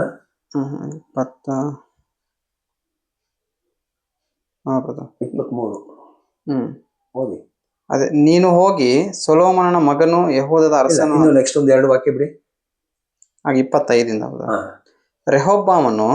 ಯಾರೊಬ್ಬಾಮನು ಎಫ್ರಾಯಿಂ ಬೆಟ್ಟದ ಸೀಮೆಯಲ್ಲಿನ ಶೆಕೆಮ್ ಪಟ್ಟಣವನ್ನು ಭದ್ರಪಡಿಸಿ ಅಲ್ಲಿ ವಾಸಿಸಿದನು. ಅಲ್ಲಿಂದ ಪೆನೋವೇಲಿಗೆ ಹೋಗಿ ಅದನ್ನು ಭದ್ರಪಡಿಸಿದನು. ಇವರೆಲ್ಲ ತಲೆನಗರ ಮಾಡ್ಕೊಳ್ತಾ ಇರೋದು. ಈ 2 ಗೋತ್ರಗೆ ಯೆರೂಸಲೇಮ್, ಇನ್ನು ಈ 10 ಗೋತ್ರಗೆ ತಲೆನಗರಗಳು ಬೇಕು. ದೊಡ್ಡ ಜಾಗ ಅವರಿಗೆ ಸಿಕ್ತು. ಅವನು ತನ್ನ ಮನಸ್ಸಿನಲ್ಲಿ, ರಾಜ್ಯವು ತಿರುಗಿ ದಾವಿದನ ಕುಟುಂಬದವರಿಗೆ ಆಗುವುದೋ ಏನೋ. ನೋಡಿದ್ರ, ಹಾಗಾದ್ರೆ ಏನು? ಈಗ ನನಗೆ 10 ಗೋತ್ರ ಸಿಕ್ಕಿದೆ, ನಾನು ಇವ್ರನ್ನ ಒಂದೇ ದೇವರಲ್ಲಿ ಬಿಟ್ಬಿಟ್ರೆ ವಾಪಸ್ಸು ಒಟ್ಟಿಗಿರ್ಲಿ ಅಂತ, ನನ್ನನ್ನು ಬಿಟ್ಬಿಟ್ಟು ಇವರು ತಿರ್ಗಾ ದಾವಿದ್ ಕಡೆ ಸೇರ್ಬಿಡ್ತಾರೆ. ಎಷ್ಟು ಕೆಟ್ಟ ಮನಸ್ಸು ನೋಡಿ. ನೆಕ್ಸ್ಟ್ ಮುಂದೆ, ಜನರು ಯೆರೂಸಲೇಮಿನಲ್ಲಿರುವ ಯೆಹೋವನ ಆಲಯಕ್ಕೆ ಯಜ್ಞಾರ್ಪಣೆಗಾಗಿ ಹೋಗುವುದಾದರೆ ಅವರ ಮನಸ್ಸು ಅವರ ಒಡೆಯನು ಯೆಹೂದದ ಅರಸನೂ ಆದ ರೆಹಬ್ಬಾಮನ ಕಡೆಗೆ ತಿರುಗಿತು. ನೋಡಿದ್ರ ಒಂದು ವೇಳೆ ನೋಡಿ, ಈಗ ದೇವರು ಹೇಳಿರೋದು ನಿನಗೆ ಕೊಟ್ಟಿದ್ದೇನಂತ. ಈ ಮನುಷ್ಯನಿಗೆ ದೇವ್ರ ಮೇಲೆ ನಂಬಿಕೆನೇ ಇಲ್ಲ. ಅವ್ರು ದೇವ್ರ ಮೇಲೆ ನಂಬಿಕೆ ಇಲ್ಲ. ಅವ್ರಿಗೆ ಯೋಚನೆ ಮಾಡ್ತಿದ್ದಾರೆ, ವಾಪಸ್ ಯಹೋ ಕಡೆ ಹೋಗ್ಬಿಟ್ರೆ ಯಹೋವನೇ ಹೇಳಿರೋದು ನಿನಗೆ ಕೊಟ್ಟಿದ್ದೀನಿ 10 ಗೋತ್ರ ಅಂತ. ಎಷ್ಟು ಸ್ವಾರ್ಥ ನೋಡಿ. ದೇವ್ರ ಕಡೆ ಹೋಗ್ಬಿಟ್ರೆ ಅಂತ ಹೇಳ್ಬಿಟ್ಟು ಈ 10 ಗೋತ್ರ ಜನರಿಗೆ 2 ಬಸವನ ಮಾಡಿ, ಈ ಬಸವನೇ ನಿಮ್ ದೇವ್ರಂತ ಹೇಳ್ಬಿಟ್ರು. ಇದು ಯಹೋ ದೇವರಿಗೆ ಇಷ್ಟ ಆಗಿಲ್ಲ. ಆಗ ನಾವು 13ನೇ ಅಧ್ಯಾಯದಲ್ಲಿ ಇವರು ದೇವಾಲಯವನ್ನು ಓಪನಿಂಗ್ ಸೆರೆಮನಿ ಮಾಡ್ತಾ ಇದ್ದಾರೆ.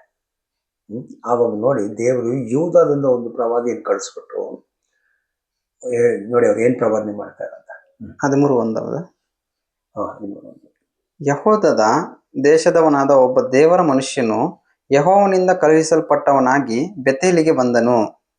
ಯಾರೊಬ್ಬಾಮನು ಧೂಪ ಸುಡುವುದಕ್ಕಾಗಿ ವೇದಿಯ ಹತ್ತಿರ ನಿಂತುಕೊಳ್ಳಲು ಆ ಮನುಷ್ಯನು ಯೆಹೋವನ ಅಪ್ಪಣೆಯಿಂದ ವೇದಿಯನ್ನು ಕುರಿತು, ವೇದಿಯೇ ವೇದಿಯೇ, ದಾವೀದನ ಸಂತಾನದಲ್ಲಿ ಯೋಷಿಯನು ಎಂಬೊಬ್ಬನು ಹುಟ್ಟುವನು. ಅವನು ನಿನ್ನ ಮೇಲೆ ಧೂಪ ಸುಡುವ ಪೂಜಾ ಸ್ಥಳಗಳ ಯಾಜಕರನ್ನು ಹಿಡಿದು ಅವರನ್ನು ನಿನ್ನ ಮೇಲೆಯೇ ಯಜ್ಞ ಮಾಡುವನು. ನೋಡಿದ್ರ, ಇಲ್ಲಿ ಯೋಷಿಯ ಹೆಸರು ಬಂತು. ದಾವೀದ್ ವಂಶದಲ್ಲಿ ಯೋಷಿಯ ಹುಟ್ಟಬೇಕು. ಯೋಷಿಯ ಹುಟ್ಟುವ ತನಕ ಈ ಪಾಪ ನಿಮ್ಮಲ್ಲಿ ಇದ್ದೇ ಇರ್ತದೆ. ಈ 10 ಗೋತ್ರದಲ್ಲಿ ಮಾತ್ರ ಅಲ್ಲ, ಸಾಲ್ಮನ್ ಮಾಡಿರೋ ಪಾಪನ್ನು ಯೋಧ ಗೋತ್ರದಲ್ಲಿ ಇದ್ದೇ ಇರ್ತದಂತೆ. ಸೊ ಇಲ್ಲಿ ಬಂತು ನೋಡಿ. ಈಗ ನೀವು ಮತ್ತಯ್ಯ 1ನೇ ಅಧ್ಯಾಯ ಓದ್ತಾ ಇದ್ದೀರಲ್ಲ, ಅಲ್ಲಿ ನೋಡಿ 14 ಅಂತ ಹೇಳ್ತಾರಲ್ಲ, ಅದ್ರ ಮೇಲೇನೆ ನೀವು ನೋಡುವಾಗ ದಾವೀದ್ ಮಗನಾಗಿ ಹೇಳ್ತಾರೆ ನೋಡಿ. ಅಬ್ರಾಮ್ ಮಗ ಅಂತ ಸ್ಟಾರ್ಟ್ ಆಗ್ತದಲ್ಲ, ಆಮೇಲೆ ದಾವೀದ್ ವಂಶ ಸ್ಟಾರ್ಟ್ ಆಗ್ತದೆ ಸ್ಟಾರ್ಟಿಂಗ್ ಅಲ್ಲೇ. ಅಲ್ಲಿ ನೋಡಿ, ಅಲ್ಲಿ ಅಮಜ್ಯ ಮಗ ಅಂತ ಬರ್ತದೆ ನೋಡಿ, ಇಲ್ಲ ಉಜಿಯ ಅಂತ. ಯೆಹೋರಾಮ ಉಜಿಯ ಅಂತ ಇರ್ತದೆ ನೋಡಿ.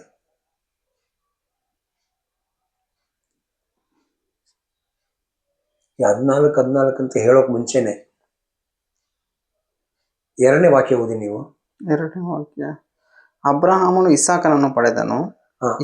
ಅಲ್ಲಿಂದ ದಾವೀದ್ ಎಲ್ಲಿ ಬಂತು? ದಾವೀದ್ ಹೆಸರು ಎಷ್ಟನೇ ಬರ್ತಾ ಇದೆ? ದಾವೀದ್ ಅದಕ್ಕಿಂತ ಮೇಲೆನೆ ಬರ್ತಾ ಇದೆ. ಅದೇ ಹೇಳ್ತಾರ ನಿಮ್ಗೆ. ಆತನು ದಾವೀದನ ವಂಶದವನು, ದಾವೀದನು ಅಬ್ರಹಾಮನ ವಂಶದವನು. ಬ್ರದರ್, ಅಬ್ರಾಮ್ ವಂಶ ಹೇಳ್ತಾ ಇದಾರೆ ಅವರು. ಅದು ಓದಿ ಆಮೇಲೆ ದಾವೀದ್ ವಂಶ ಹೇಳ್ತಾರೆ ಅವರು. ಕೆಳಗೆ ಬರ್ತದೆ ಅದು. ಎಷ್ಟನೇ ವಾಕ್ಯ ನೋಡಿ. 1, 2ನೇದಾಯ್ತು. ಈಗ 3, 4 ಓದಿ ಬ್ರದರ್. ಯೆಹೂದನು ತಾಮಾರಳಲ್ಲಿ ಪೆರೆಚನನ್ನು ಜೆಹರನನ್ನು ಪಡೆದನು. ಪೆರೆಚನು ಹೆಚ್ರೋನನ್ನು ಪಡೆದನು. ಹೆಚ್ರೋನನು ಆರಾಮನನ್ನು. ದಾವೀದ್ ಎಷ್ಟಿದೆ ನೋಡಿ ಬ್ರದರ್, ಫುಲ್ ಓದ್ಬೇಕಾ? ವಾಕ್ಯ ನೋಡಿದ್ರೆ ಗೊತ್ತಾಗ್ತಾ ಇಲ್ವಾ? 6 ಇಷ್ಯನು ಅರಸನಾದ ದಾವೀದನನ್ನು ಪಡೆದನು. ದಾವೀದನು ಉರಿಯನ ಹೆಂಡತಿಯಾಗಿದ್ದ ಸೊಲೊಮೋನನು. ಹೋಗಿ ನೆಕ್ಸ್ಟ್ ಇನ್ನು. ರೆಹಬ್ಬಾಮನು ಅಬಿಯನನ್ನು ಪಡೆದನು. ಹಂಗೆ ಹೋಗಿ 14 ಅಂತ ಬರ್ತದೆ ನೋಡಿ. ಅಲ್ಲಿ ಜೋಶಿ ಅಂತ ಹೆಸರು ಇದೆಯಲ್ಲ. ಯೋಶಿ ಅಂತ. ಪ್ರಜೆಯು ಬಾಬೆಲಿಗೆ ಸೆರೆ ಹೋದ ಸಮಯದಲ್ಲಿ ಯೋಶಿಯನು ನೋಡಿ ಯೆಕೋನಿನನ್ನು, ಈ ಯೋಶಿಯ ಮಗ ಯೊಕ್ಕನ್ಯ. ಸೊ ಇಲ್ಲಿ ಯೋಶುವ ತನಕ ಅಂತ ಬಂದ್ಬಿಟ್ರು. ಅಲ್ಲೊಂದು ಬ್ರೇಕ್ ಇದೆ ನೋಡಿ. ಸೊ ಆ ಬ್ರೇಕು 14 ಅಂತ ಬರ್ತಾ ಇದೆ. ಹಂಗಂದ್ರೆ ದೇವರು ಆಲ್ರೆಡಿ ಇಲ್ಲಿ ಇವ್ರಿಬ್ರು ರಾಜ್ಯವರು ತಪ್ಪು ಮಾಡುವ ಅರಸರುಗಳು ದೇವ್ರು ಆಲ್ರೆಡಿ ಫಸ್ಟೇ ಪ್ಲಾನ್ ಮಾಡ್ಕೊಂಡಿದ್ದಾರೆ. ಇವ್ರ ಮಕ್ಕಳಲ್ಲಿ ದೇವ್ರ ಮಗನ ಇಳಿಸೋಕೆ ಯೋಷ್ಯ ಅಂತ ಒಬ್ರು ಬೇಕು. ಸೊ ನಾವು ಯೋಷ್ಯ ನೋಡುವಾಗ ಯೋಷ್ಯ ಅಂತ ಇರುವ ಅರಸ ದಾವೀದ್ ತರ ಒಳ್ಳೇದ್ ಮಾಡಿರೋ ಒಂದು ಅರಸ ಅಂತ ಬರ್ತದೆ. ಸೊ ಅದಕ್ಕೆ 14 ಕರೆಕ್ಟ್ ಆಯ್ತು. ಈಗ ಅಬ್ರಾಮಿಂದ ದಾವೀದ್ ತನಕ 14. ದಾವೀದಿಂದ ಪಾಪ ಬಂತು, ಮಕ್ಕಳಿಗೆ ಪಾಪ ಬಂದು ಕೊನೆಗೆ ದೇವರು ಹೇಳೇ ಬಿಟ್ರು, ಯೋಷಿಯ ತನಕ ಇಬ್ರು ಅಲ್ಲಿ ಇರ್ತದೆ, ಅವ್ರು ಬಂದು ಇಬ್ರು ಸರಿ ಮಾಡ್ತಾರಂತ. ಅವ್ರು ಸರಿ ಮಾಡಿದ್ಮೇಲೆ ಬ್ಯಾಬಿಲೋನಿಗೆ ಹೋಗ್ಬಿಟ್ರು. ಅದು ಏನಕ್ಕೆ ಹೋದ್ರಂತ ನೋಡ್ಬೇಕು, ಅದು ಎಲ್ಲಿಂದ ತಪ್ಪಾಯ್ತದೆ. ಬಟ್ ಯೋಷ್ಯ ಎಲ್ಲ ಸರಿ ಮಾಡಿದ್ದಾರೆ. ಯೋಷ್ಯ ತನಕ ಬರುವಾಗ 14 ಅಂತ ಬಂತು. ಈಗ ಇದರಲ್ಲಿ ನಾವು ನೋಡುವಾಗ ಈ 14 ಅಂತ ಹೋದ್ರೆ ನಿಜವಾಗಿ 17 ಇರಬೇಕು ಅರಸರುಗಳು. ಅಲ್ಲಿ ಎಷ್ಟು ಅರಸರುಗಳು ಮಿಸ್ ಆಯ್ತು. ಅದೇ ನಾವೀಗ ಯೆಹೋರಾಮ್ ಉಜ್ಜಿಯ ಅಂತ ಇರ್ತದೆ ನೋಡಿ. ದಾವೀದ್ ಆಗಿದ್ಮೇಲೆ ಸಾಲೊಮೋನು, ಅಲ್ವಾ? ಸಾಲ್ಮನ್ ಆಗಿದ್ಮೇಲೆ ರೆಹೋಬಾಮು. ಅಲ್ಲೊಂದು 2 ವಾಕ್ಯ ಬಿಟ್ಟು ನೋಡಿ ಅರಸ ಹೆಸರು ಬರ್ತದೆ. ಈಗ ಮೇಲೆ ಬರ್ಬೇಕಲ್ವ? ಹೌದಾ? ಕೆಳಗೆಲ್ಲ ಹೋಗ್ತಾ ಇರೋದು ಬ್ರದರ್ ವಾಕ್ಯಗಳು. ಹಾ, ಹೇಳಿ ಇಲ್ಲ, ನೀವು ಸ್ಟಾರ್ಟಿಂಗ್ ಓದಿರೋ ವಾಕ್ಯದ ನೋಡಿ.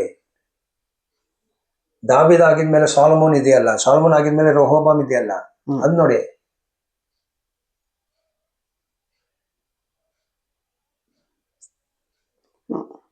ಸೊಲೊಮೋನನು ರೆಹಬ್ಬಾಮನನ್ನು ಪಡೆದನು, ರೆಹಬ್ಬಾಮನು ಅಬೀಯನನ್ನು ಪಡೆದನು, ಅಬೀಯನು ಆಸನನ್ನು ಪಡೆದನು, ಆಸನು ಯೆಹೋಷಾಫಾಟನನ್ನು ಪಡೆದನು, ಯೆಹೋಷಾಫಾಟನು ಯೆಹೋರಾಮನನ್ನು ಪಡೆದನು, ಈ ಯೆಹೋರಾಮನು ಉಜ್ಜೀಯನನ್ನು ಪಡೆದನು. ಈಗ ಯೆಹೋರಾಮಿಂದ ಉಜ್ಜೀಯ ಅಂತ ಬಂದಿದೆ.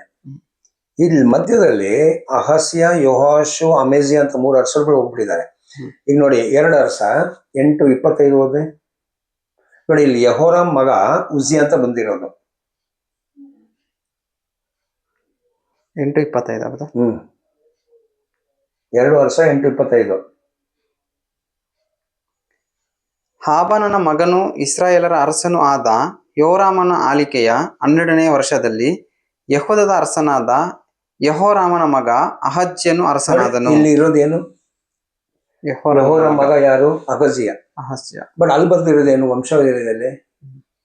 ಯೆಹೋರಾಮ್ ಮಗ ಉಜ್ಜಿಯ ಅಂತ ಬರ್ತಿದೆ. ಸೊ ಹಾಗಾದ್ರೆ ಇವ್ರ ಹೆಸರು ಇಲ್ಲ. ಇದು ನೀವು ನೆಕ್ಸ್ಟ್ 2 ವರ್ಷ 11, 12 ನೋಡಿದ್ರೆ ಇನ್ನೂ 2 ವರ್ಷದ ಹೆಸರುಗಳಿಲ್ಲ.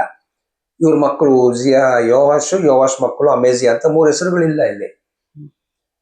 ಇವ್ರ 3 ಜನರ ಕಾಲ ಸುಮಾರು 70 ವರ್ಷಗಳ ಕಾಲ ಇದೆ. ಈ 3 ವರ್ಷದ ಕಾಲಗಳು ವಂಶ ಇಲ್ಲ. ಸೊ ಈಗ ವಂಶ ಅಂತ ಹೇಳೋದು ಸನ್ ಅಂತ ಇದೆ. ಸನ್ ಅಂತ ಹೇಳೋದು ಬೆನ್ನು. ಸೊ ಸನ್ ಅಂತ ಹೇಳೋದು ಇವನ್ ಗ್ರ್ಯಾಂಡ್ ಸನ್ ಅಂತೂ ಆಗುತ್ತೆ. ಹಾಗಾದ್ರೆ ವಂಶದಲ್ಲಿ ಯಾರಿಗೆ ವಂಶ ಹೋಯ್ತು ಅಂತ ಅಪ್ಪನಿಂದ ಯಾಕೆ ಬಾಬಾ ಈ 3 ಜನ ಹೆಸರು ಇಲ್ಲ. ಕಾರಣ ಅಹಸ್ಯ ಯಾಕೆ ಬಂತು ಹೋಯ್ತು ಅಂತ ಹೇಳಿದ್ರೆ, ಅಹಸ್ಯ ಮತ್ತು ಆಹಾಬ್ ಅರಸನ ಇದು ಅವ್ರ ಹೆಂಡತಿ ವಂಶದಲ್ಲಿ ಬರೋದನ್ನೇ ಈ ಅಹಸ್ಯದ ಅಮ್ಮ. ಹಾಗಾದ್ರೆ ಅರ್ಥ ಏನು? ಯೂದ ಗೋತ್ರ ಮತ್ತು 10 ಗೋತ್ರದಲ್ಲಿರುವ ಇವರಿಬ್ಬರದಲ್ಲಿ ಸಂಬಂಧ ಮಾಡ್ಕೊಂಡ್ರು. ಈ ದೇವ್ರು ಹೇಳಿದ್ರು ಬೇಡ ಅಂತ. ಕಾರಣ ಅಲ್ಲಿ ಆಹಾಬು, ಜೆಸೆಬೇಲು ಅವರು ಬಾಲ್ ದೇವರುಗಳನ್ನ ಸೇವೆ ಮಾಡಿರುವ ಪ್ರವಾದಿಗಳನ್ನ ಇಟ್ಬಿಟ್ಟು ದೇವ್ರ ಪ್ರವಾದಿಗಳನ್ನ ಸಾಯಿಸಿರೋ ಹೆಂಗ್ಸು. ಅವ್ರ ಮಗಳನ್ನು ಇವ್ರು ಮದುವೆ ಮಾಡ್ಕೊಂಡಿರುವಾಗ ದೇವ್ರಿಗೆ ಆ ವಂಶ ಇಷ್ಟ ಆಗಿಲ್ಲ, ಮಿಕ್ಸ್ ಆಗ್ಬಿಟ್ಟಿದೆ ಈಗ. ಸೊ ಅವ್ರ ಮಗ ನೆಕ್ಸ್ಟ್ ಇರೋದು ಯೋವಾಷ್. 7ನೇ ವಯಸ್ಸಲ್ಲೇ ಆಳ್ವಿಕೆ ಮಾಡ್ತಾ ಇರೋದು. ಯೋವಾಷ್ 1 ವಯಸ್ಸಾಗಿರುವಾಗ ಯೆಹೋಯಾದನ ಒಂದು ಯಾಜಕನು ಇವರನ್ನು ಅತ್ತಾಲಿಯ, ಜೆಸೆಬೇಲ್ ಮಗಳು, ಇವ್ರ ಅಮ್ಮ ಮದುವೆ ಮಾಡಿರೋರು, ಇವ್ರು ಅವ್ರನ್ನ ಸಾಯಿಸೋಕೆ ಹೋದ್ರು. ಆಗ ಅಲ್ಲಿ ಒಂದು ಮಗ ಮಾತ್ರ ತಪ್ಪಿಸ್ಕೊಂಡಿರೋದು, ಅದೇ ಈ ಯೋವಾಷ್ ಅಂತ. ಅದು ಯೆಹೋಯಾದಂತ ಯಾಜಕನೇ ಅವ್ರನ್ನು ಬಿಡಿಸಿರೋದ್ರಿಂದ. ಆಗ ಇವ್ನಿಗೆ 7 ವಯಸ್ಸು ಆಗೋ ತನಕ ಇನ್ನು 6 ವಯಸ್ಸಿದೆ. ಈ 6 ವಯಸ್ಸು ಅತ್ತಾಲಿಯನೇ ಆಳ್ವಿಕೆ ಮಾಡಿರೋದು, ರಾಣಿ ಯೆಹೂದ ಗೋತ್ರನ ಆಳ್ವಿಕೆ ಮಾಡಿ. ಅದಕ್ಕೆ ಈ 3 ವಂಶ ದೇವರು ಎತ್ತಿಬಿಟ್ರು. ಅಮೇಜಿಯನು ಅದೇ ತರನೇ. ಆಮೇಲೆ ಉಜ್ಜಿಯ ಅಂತ ಒಳ್ಳೆ ಅರಸ ದೇವರು ಆರಿಸ್ಕೊಂಡ್ರು. ಸೊ ಈ ತರ ದೇವರು ಈ 14 ಗೋತ್ರ ಅಂತ ನಾವು ಏನಕ್ಕಂತ ನೋಡುವಾಗ ನಮ್ಗೆ ಅರ್ಥ ಆಗ್ತದೆ. ಈ ವಂಶ ಯೋಗ್ಯವಾಗಿ ಇರಬೇಕು. ಅವರು ಬೇರೆ ಜೊತೆಯಲ್ಲೆಲ್ಲ ಮಿಕ್ಸ್ ಆಗುವಾಗ ದೇವರ ಮಗನ್ನು ಅವರಿಗೆ ಮಗನಾಗಿ ಇಳಿಸಕ್ ಆಗ್ತಾ ಇರಲಿಲ್ಲ. ಅದು ಉಚಿತವಾಗಿ ಇರಲಿಲ್ಲ ದೇವರಿಗೆ. ಅದಕ್ಕೆ ದೇವ್ರು ಏನ್ ಮಾಡಿದ್ರು, ಅವ್ರ ಹೆಸರುಗಳನ್ನು ಯಶ್ವ ವಂಶದ ತೆಗೆದಾಕ್ಬಿಟ್ರು. ಬಟ್ ಅರಸರ ವಂಶದಲ್ಲಿ ಇದ್ರು, ಬಟ್ ಯಶ್ವ ವಂಶದಲ್ಲಿ ತೆಗೆದಾಕ್ಬಿಟ್ರು ಅಂತ ಬರುವಾಗ 3 ಅರಸರ ಹೆಸರು ತೆಗೆದಾಕ್ಬಿಟ್ರು. ಆಗ 14 + 3 ಅಂತ ಬರೋ ಒಂದು 17 ಅರಸರು ಬರಬೇಕಾಗಿತ್ತು ಜೋಶಿಯ ತನಕ, ಬ್ಯಾಬಿಲೋನು ಹೋಗುವ ತನಕ. ಸೊ ಅಲ್ಲಿ ಹೋಗುವಾಗ ಈ ಯೋಷ್ಯ ಅರಸನೇ ಒಂದು ಯೋಗ್ಯತೆಯಾಗಿ ಇದ್ದಿರೋದು. ತಿರ್ಗಾ ಯೋಷ್ಯ ಮಗ ಇದನ್ನು ನೋಡಿ, ಅಲ್ಲಿಂದ ತಿರ್ಗಾ ಯೋಷ್ಯ ತರ ಇರಲಿಲ್ಲ. ಅದಕ್ಕೆ ಸೆರೆ ಹಿಡ್ಕೊಂಡು ಹೋಗ್ಬಿಟ್ಟು ದೇವ್ರವ್ರನ್ನ ಅಲ್ಲಿಗೆ ಬಿಟ್ರು. ಅಲ್ಲಿಂದ ಅವ್ರನ್ನು ವಾಪಸ್ ಬರುವ ಇಸ್ರೇಲ್ ಬಂದು 14 ಗೋತ್ರ ಆಗುವಾಗ ಯೆಶ್ವ ಮಿಶಿಯ ಈ ವಂಶದಲ್ಲಿ ಬಂದಿರೋದು. ಸೊ ಇವತ್ತು ನಾವು ಇದರಲ್ಲಿ ಒಂದು 2ನೇ ಭಾಗ ನೋಡಿರೋದು. ಫಸ್ಟ್ ಭಾಗ ಅಬ್ರಹಾಮಿಂದ ದಾವಿದ್ ತನಕ. ಇವತ್ತು ನಾವು ನೋಡಿರೋದು ದಾವಿದಿಂದ ಯೋಷ್ಯ, ಅವ್ರ ಮಗ ಯೆಕೋನ್ಯ, ಆ ಟೈಮ್ ತನಕ ಒಂದು 14 ತಲಾಂತರ ಹೋಗಿ ಇರೋದು. ಹಾಗಾದ್ರೆ ಇಸ್ರೇಲ್ ಜನ ಪಾಪ ಮಾಡ್ಬೇಕಂತ ನೋಡಿ ಎಷ್ಟು ದೂರ ಪಾಪ ಮಾಡಿಸೋದ್ರಂದ್ರೆ, ಈ ಆಹಾಜ್ ಅರಸ ಅಂತ ಒಬ್ಬರಿದ್ದಾರೆ. ಅದು ನಾವು ಏಷ್ಯಾದಲ್ಲೂ ನೋಡ್ತೀವಿ. ಈ ಆಹಾಜ್ ಅರಸ ಎಂತ ಅರಸನಾಗಿದ್ದಂತ. ಆಹಾಜ್ ಅರಸ ಮತ್ತು ಮನುಷ್ಯ ದೊಡ್ಡ ತಪ್ಪು ಮಾಡಿದ್ದಾರೆ. ಅವರು ಅವ್ರ ಮಕ್ಕಳನ್ನು ಬೆಂಕಿಯಲ್ಲಿ ಹಾಕಿದ್ದಾರೆ. ಈ ಆಹಾಜ್ ಮತ್ತು ಮನುಷ್ಯ ಅಂತ ಅರಸನು, ಇವರಿಬ್ರು ಇವ್ರ ಮಕ್ಕಳನ್ನು. ಹಾಗಾದ್ರೆ ದಾವೀದ ವಂಶದಲ್ಲಿ ಬರೋ ಮಕ್ಕಳು ಅದು ದೇವರ ಆರಿಸ್ಕೊಂಡಿರೋ ಮಕ್ಕಳು. ಅವರು ಇಸ್ರೇಲ್ ಪಟ್ಟದಲ್ಲಿ ಕೂತ್ಕೊಂಡು ಇಸ್ರೇಲ್ ಆಳ್ವಿಕೆ ಮಾಡಬೇಕಾಗಿರೋ ಜನರನ್ನು, ಅವ್ರ ತಂದೆಗಳು ಈ ಮಕ್ಕಳನ್ನು ಬೇರೆ ದೇವರುಗಳಿಗೆ, ಅನ್ಯ ದೇವರುಗಳಿಗೆ ಬಲಿ ಕೊಟ್ರು ಅಂತ ಹೇಳುವಾಗ ಎಷ್ಟು ಭಕ್ತಿ ಇತ್ತು ಇವರಿಗೆ. ಸೊ ಇವ್ರನ್ನ ಮಾಡಿಸಿರೋದು ಯಾರು? ಇವರು ತುಂಬಾ ಅರಸರುಗಳು ದೇವರಲ್ಲಿ ನಡೆಯಕ್ಕೆ ಇಷ್ಟಪಟ್ಟೇ ಇಲ್ಲ. ಕೆಲವು ಹೆಸರುಗಳು ಮಾತ್ರ ಇದೆ, ಒಂದು 3 ಹೆಸರು ಇದೆ ಅಷ್ಟೇ.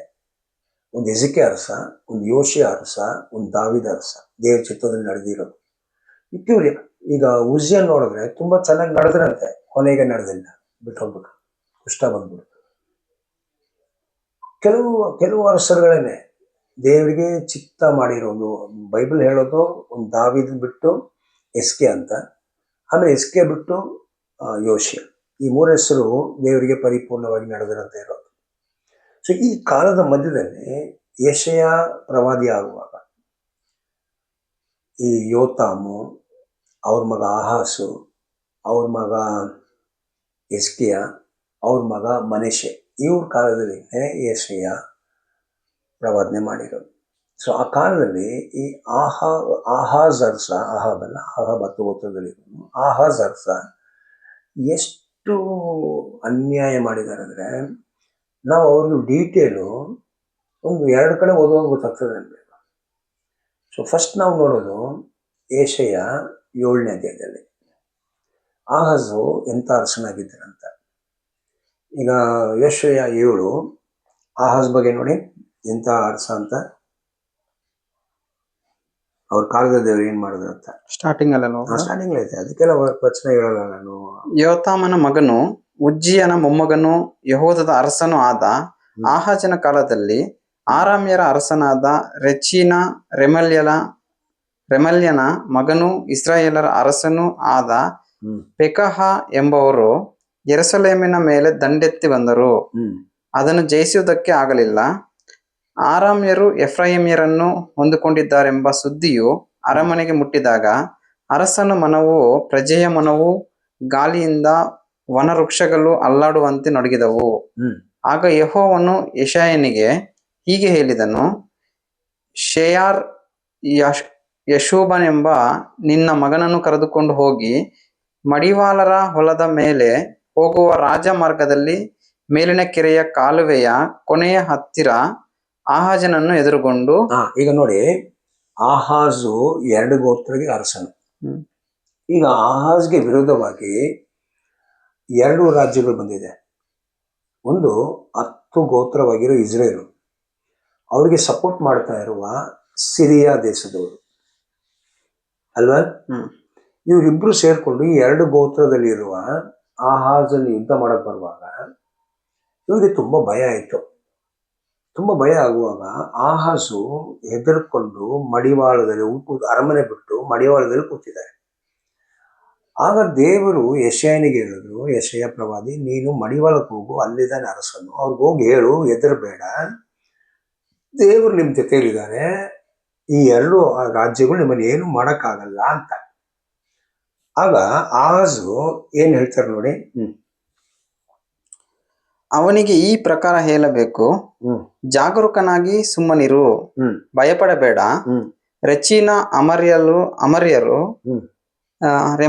ರೆಮನ್ಯಲ ಮಗ ಇವರ ಕೋಪವು ಎಷ್ಟು ಹೆಚ್ಚಿದರೂ ಹೊಗೆಯಾಡುವ ಈ 2 ಮೋಟು ಗೊಲ್ಲಿಗಳಿಗೆ ನಿನ್ನ ಹೃದಯವು ಕುಂದದಿರಲಿ. ನೋಡಿ, ಅವ್ರು ಎಷ್ಟು ಬಂದ್ರು ನೀವು ಆರಾಮಾಗಿರು, ಸುಮ್ಮನೆ ಇರು, ನೀನು ಏನೂ ಆಗಲ್ಲ, ಅದು ನಾನು ನೋಡ್ಕೊಳ್ತೇನೆ ಅಂತ ದೇವರು ಪ್ರವಾದಿ ಮುಖಾಂತರ ಅರಸನಿಗೆ ತಿಳಿಸುವಾಗ, ಒಂದು ಒಳ್ಳೆ ಅರಸನಿಗೆ ದೇವ್ರ ಮೇಲೆ ಪ್ರೀತಿ ಇದ್ದಿದ್ರೆ, ದೇವ್ರ ಮೇಲೆ ನಂಬಿಕೆ ಇದ್ದಿದ್ರೆ ನಂಬ್ಕೊಂಡು ಅರಮನೆಗೆ ಬಂದು ಕೂತ್ಕೊಂಡಿರ್ಬೇಕು. ಬಟ್ ಆಹಾಸ್ಗೆ ನಂಬಿಕೆ ಬಂದಿಲ್ಲ.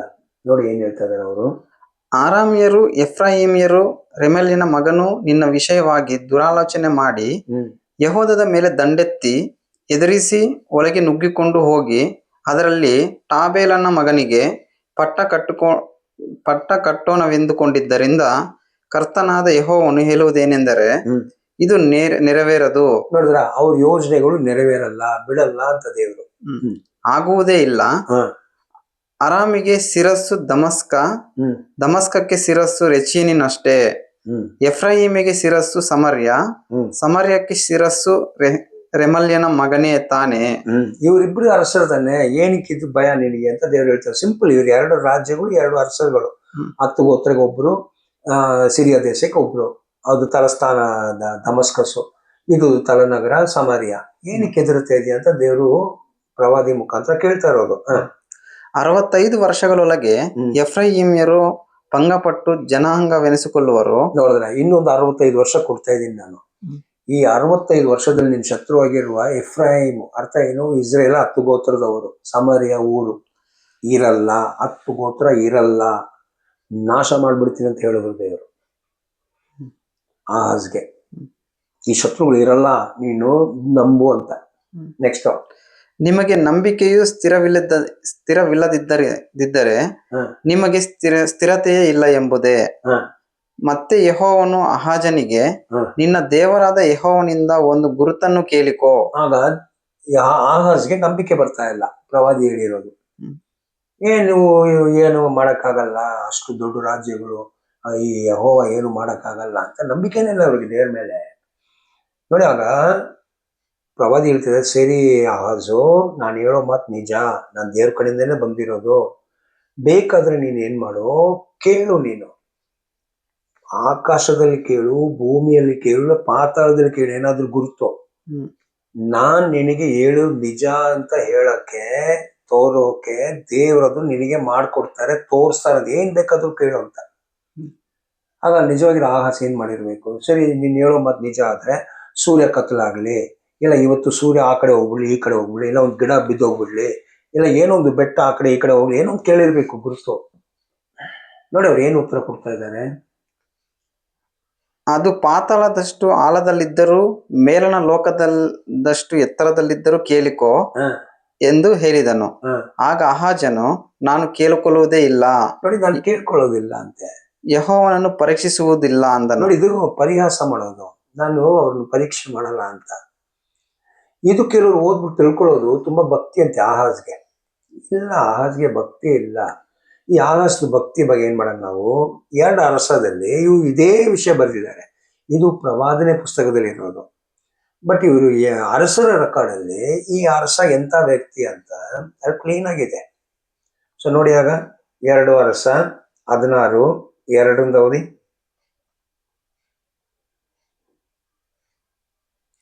ಇವನು ಪಟ್ಟಕ್ಕೆ ಬಂದಾಗ 20 ವರ್ಷದವನಾಗಿದ್ದು ಯೆರೂಸಲೇಮಿನಲ್ಲಿ 16 ವರ್ಷ ಆಳಿದನು. ಇವನು ತನ್ನ ದೇವರಾದ ಯೆಹೋವನ ದೃಷ್ಟಿಯಲ್ಲಿ ಒಳ್ಳೆಯವನಾಗಿರಲಿಲ್ಲ. ಯಾರು ಇವನು? ಯಾರು ಹೆಸರು ಏನೋದಿಲ್ಲ? ಆಹಾಜನು, ಯೋತಾಮನ ಮಗ ಆಹಾಜನು. ಯೋತಾಮ ಮಗ ಆಹಾಜೆ. ಓದಿ ಈಗ. ತನ್ನ ಪೂರ್ವಿಕನಾದ ದಾವೀದನ ಮಾರ್ಗವನ್ನು ಬಿಟ್ಟು ಇಸ್ರಾಯೇಲ್ ರಾಜರ ಮಾರ್ಗದಲ್ಲಿ ನಡೆದನು. ನೋಡಿದ್ರ, ಇವರು ಆಹಾಬ್ ವಂಶದಲ್ಲಿ ಇರುವ ಆ ಅರಸರ ಮಾರ್ಗದಲ್ಲಿ ನಡೀತಾ ಇದೆ. ಈಗ ಇವ್ರ ಹತ್ರ ಹೋಗ್ಬಿಟ್ಟು ಯೆಹೋವ ದೇವ್ರ ಹತ್ರ ಗುರುತು ಕೇಳು ಅಂತ ಹೇಳಿದ್ರೆ, ಇವರಿಗೆ ದೇವ್ರನ್ನ ಬಿಟ್ಬಿಟ್ಟು ಬೇರೆ ದೇವ್ರನ್ನ ಪೂಜೆ ಮಾಡ್ತಾ ಇರೋ ಇವ್ರಿಗೆ ಎಲ್ಲಿ ನಂಬಿಕೆ ಇದೆ?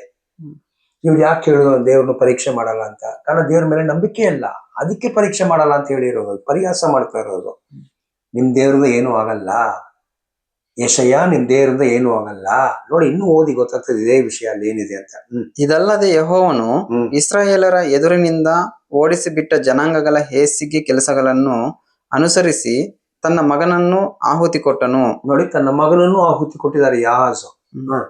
ಪೂಜಾ ಸ್ಥಳಗಳಲ್ಲಿಯೂ ದಿನ್ನೆಗಳ ಮೇಲೆಯೂ ಎಲ್ಲ ಹಸುರು ಮರಗಳ ಕೆಳಗೆಯೂ ಯಜ್ಞಧೂಪಗಳನ್ನು ಸಮರ್ಪಿಸಿದನು. ಇವನ ಕಾಲದಲ್ಲಿ ಆರಾಮ್ಯರು ಅರಸನಾದ ರೆಚೀನ್ ಇಸ್ರಾಯೇಲರ ಅರಸನು ರೆಮಲ್ಯನ ಮಗನೂ ಆದ. ಇದೇ ವಿಷಯನೇ ಯೆಶಯ್ಯ ಹೇಳಲಿರೋದು. ತುಂಬಾ ಜನ ಯೆಶಯ್ಯ 7 ಓದ್ಬಿಟ್ಟು ಇದು ಓದಲ್ಲ. ಇದನ್ನು ಓದ್ಬೇಕು, ಈ ಅರಸನ ಬಗ್ಗೆ ಎಷ್ಟು ಒಳ್ಳೆ ಅರಸ ಅಂತ ನೋಡಿ. ಆದ ಪೆಕಹ ಎಂಬವರು ಕೂಡಿಕೊಂಡು ಯೆರೂಸಲೇಮಿಗೆ ವಿರೋಧವಾಗಿ ಬಂದು ಅಹಾಜನನ್ನು ಸುತ್ತಿಕೊಂಡರು. ಆದರೆ ಅವನನ್ನು ಜಯಿಸುವುದು ಅವರಿಂದ ಆಗಲಿಲ್ಲ. ನೋಡಿ, ಇದು ಬರೀತಾ ಇರೋದು ಯೆಶಾಯಳಿರೋ ಪ್ರವಾದನೆ. ರೆಕಾರ್ಡ್ ಅಲ್ಲಿ ಏನ್ ಬಂತು, ಆ 2 ಅರಸರುಗಳಿಗೆ ಯೂದ ಗೋತ್ರನ ಸೋಲ್ಸೋಕ್ ಆಗಿಲ್ಲ ಅಂತ. ಅದು ರೆಕಾರ್ಡ್ ಬಂದಿರೋದು. ಅದು ಆಹಾಜ್ ಮೇಲಿರೋ ನಂಬಿಕೆ ಅಲ್ಲ, ಅದು ದೇವ್ರು ಯೆಶಾಯ ಮುಖಾಂತರ ಹೇಳಿರೋದು. ಬಟ್ ಇಲ್ಲಿ ಆಹಾಜ್ ಬಗ್ಗೆ ಏನ್ ಕ್ಯಾರೆಕ್ಟರ್ ಅಂತ ನೆಕ್ಸ್ಟ್ ಬರ್ತಾ ಇದೆ ನೋಡಿ. ಇದೇ ಕಾಲದಲ್ಲಿ ಆರಾಮ್ಯರು ಅರಸನಾದ ರೆಚೀನನು ಏಲತ್ ಪಟ್ಟಣವನ್ನು ಆರಾಮ್ ರಾಜ್ಯಕ್ಕೆ ಸೇರಿಸಿಕೊಂಡು ಅದರಲ್ಲಿದ್ದ ಯಹೂದ್ಯರನ್ನೆಲ್ಲ ಓಡಿಸಿದನು. ಎದೋಮ್ಯರು ಬಂದು ಅಲ್ಲಿ ವಾಸಿಸಿದರು. ಇಂದಿನವರೆಗೂ ಅದರಲ್ಲಿ ಅವರೇ ವಾಸವಾಗಿದ್ದಾರೆ. ಅಹಜನು ಅಶ್ಶೂರ್ ದೇಶದ ಅರಸನಾದ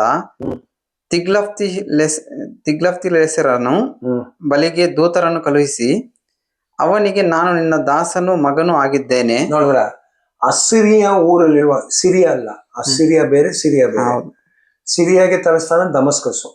ಅಸಿರಿಯಾ ಊರಿಗೆ ಇರುವ ಅರಸನಿಗೆ ತಿಗ್ಲತ್ಪಿಲ್ಸರಿಗೆ ಕಳಿಸ್ಬಿಟ್ಟು ದೂತನ್ ಕಳಿಸ್ಬಿಟ್ಟು ಹೇಳ್ತಿದ್ದಾರೆ, ಇಲ್ಲಿ ದೇವ್ರು ಹೇಳ್ತಿದ್ದಾರೆ ಯೆಹೋವನ್ ನಂಬು ಅಂತ, ನನ್ನನ್ನು ನಂಬು ಆಹಾಜು ಅಂತ. ಅದೇ ಸಮಯದಲ್ಲಿ ಆಹಾಜು ತಿಗ್ಲತ್ಪಿಲ್ಸರ್ ಅಂತ ಇರುವ ಅರಸನು ನಂಬಿಟ್ಟು ಅವರಿಗೆ ದೂತ ಕಳಿಸ್ಬಿಟ್ಟು ಹೇಳ್ತಾರೆ, ನೋಡು ಅವ್ರಿಗೆ ಹೋಗಿ ಹೇಳು, 2 ಗೋತ್ರದ ಅರಸನಾಗಿರೋ ಆಹಾಜು ತಿಗ್ಲತ್ಪಿಲ್ಸರಿಗೆ ಮಗ ಅಂತೆ, ಸೇವಕನಂತೆ. ನೀವು ಇನ್ನೂ ಮುಂದೆ ಹೋದೋ ಗೊತ್ತಾಗ್ತದೆ, ಅವ್ರ ದೇವರುಗಳನ್ನ ತಗೊಂಡು ಬಂದು ದೇವಾಲಯದಲ್ಲಿ ಇಟ್ಕೊಂಡಿರೋರು ಆಹಾಜು. ಅಷ್ಟು ಒಳ್ಳೆ ಭಕ್ತಿ ಇರೋರು. ಅವರು ಪರೀಕ್ಷೆ ಮಾಡಲ್ಲ ಅಂತ ಹೇಳುವಾಗ ಏನಂತ ತಿಳ್ಕೊಳ್ಬೇಕು ನಾವು, ಅವ್ರು ಯೆಹೋವ ದೇವ್ರನ್ನು ಪರಿಹಾಸ ಮಾಡ್ತಾ ಇದ್ದಾರೆ. ಆವಾಗಲೂ ದೇವ್ರು ಹೇಳಿದ್ರು, ನೀನ್ ದಾವಿದ್ ಮಗ, ಅದಕ್ಕೆ ನಾನು ಈ ರಾಜ್ಯವನ್ನು ಕಾಪಾಡಬೇಕು, ನಾನು ದಾವಿದ್ಗೆ ವಾಗ್ದಾನ ಮಾಡಿದ್ದೇನೆ, ಅದಕ್ಕೆ ನೀನ್ ಎಂತ ತಪ್ಪು ಮಾಡಿದ್ರು ನಿನ್ನನ್ನು ಇಟ್ಕೊಂಡು ನಾನು ಯೆರೂಸಲೇಮನ್ನು ತೀರ್ಪು ಮಾಡಲ್ಲ. ದಾವಿದ್ ಕೊಟ್ಟಿರೋ ಮಾತು, ನಿನ್ ಮಕ್ಕಳೇ ವಂಶದಲ್ಲಿ ಕೂತ್ಕೊಳ್ಬೇಕಂತ. ಆಹಾಜ್ ಅಷ್ಟು ದೊಡ್ಡ ತಪ್ಪು ಮಾಡಿದ್ರು ದೇವರು ಯೂದ ಗೋತ್ರನು ತಪ್ಪಿಸ್ಬೇಕಂತ ದೇವರವ್ರ ಜೊತೆಲಿದ್ದಾರೆ. ಅದಕ್ಕೆ ಒಂದು ಗುರುತು ಕೇಳುವಾಗ ಇವನು ಕೇಳ್ತಾ ಇಲ್ಲ. ಆಗ ಯೆಶಾಯನೇ ಗುರುತು ಕೊಟ್ಟರು ಅಲ್ಲಿ. ಈಗ ಓದಿ ಯೆಶಾಯ 7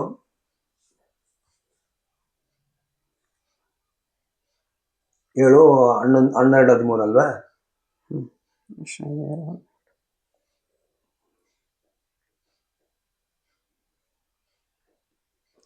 ಆಗ ಅಹಾಜನು, ನಾನು ಕೇಳಿಕೊಳ್ಳುವುದೇ ಇಲ್ಲ ಎಂದು ಯೆಹೋವನನ್ನು ಪರೀಕ್ಷಿಸುವುದಿಲ್ಲ ಅಂದನು. ಅದಕ್ಕೆ ಯೆಶಾಯನು ಹೀಗೆ ಹೇಳಿದನು, ದಾವಿದನ ಮನೆತನದವರೇ ಕೇಳಿರಿ, ಮನುಷ್ಯರನ್ನು ಬೇಸರಗೊಳಿಸುವುದು ಅಷ್ಟು ದೊಡ್ಡದಲ್ಲವೆಂದೆನಿಸಿ ನನ್ನ ದೇವರನ್ನು ಬೇಸರಗೊಳಿಸುವಿರಾ? ನೋಡಿದ ಯೆಶಾಯನಿಗೆ ಕೋಪ ಬಂತು. ನೀವು ಮನುಷ್ಯರ ಜೊತೆ ಮಾಡೋ ತರ ದೇವ್ರ ಜೊತೆ ಮಾಡ್ಬೇಡಿ, ದೇವ್ರನ್ನ ಈ ತರ ಅಲಕ್ಷ್ಯ ಮಾಡ್ತಾ ಇದ್ದೀರಾ ನೀನು ಅಂತ ಯೆಶಾಯನಿಗೆ ಕೋಪ ಬಂದು ರಾಜನ್ ಬೈದ್ಬಿಟ್ರು. ಈಗ ನೆಕ್ಸ್ಟ್, ಇದರಿಂದ ಕರ್ತನು ತಾನೇ ನಿಮಗೆ ಒಂದು ಗುರುತನ್ನು ಕೊಡುವನು. ಹಾಗಾದ್ರೆ ಏನು, ಆಹಾಸು ಗುರುತು ಕೇಳ್ತಾ ಇಲ್ಲ, ಕೇಳಲ್ಲ ಅಂತ ಇದ್ಬಿಟ್ರು. ಬಟ್ ಯೆಹೋವ ದೇವರು ಪ್ರವಾದಿಯನ್ನು ಕಳಿಸ್ಬಿಟ್ಟು ನಾನು ಕಾಪಾಡ್ತೀನಿ ಅಂತ ಹೇಳಿದ್ರು. ಅದಕ್ಕೆ ದೇವರು ಮಾತು ಸುಳ್ಳಾಗಬಾರ್ದಂತ ದೇವರ ಒಂದು ಗುರುತು ಕೊಟ್ರು. ಅದು ಆಹಾಸ್ ನೋಡ್ಬೇಕು.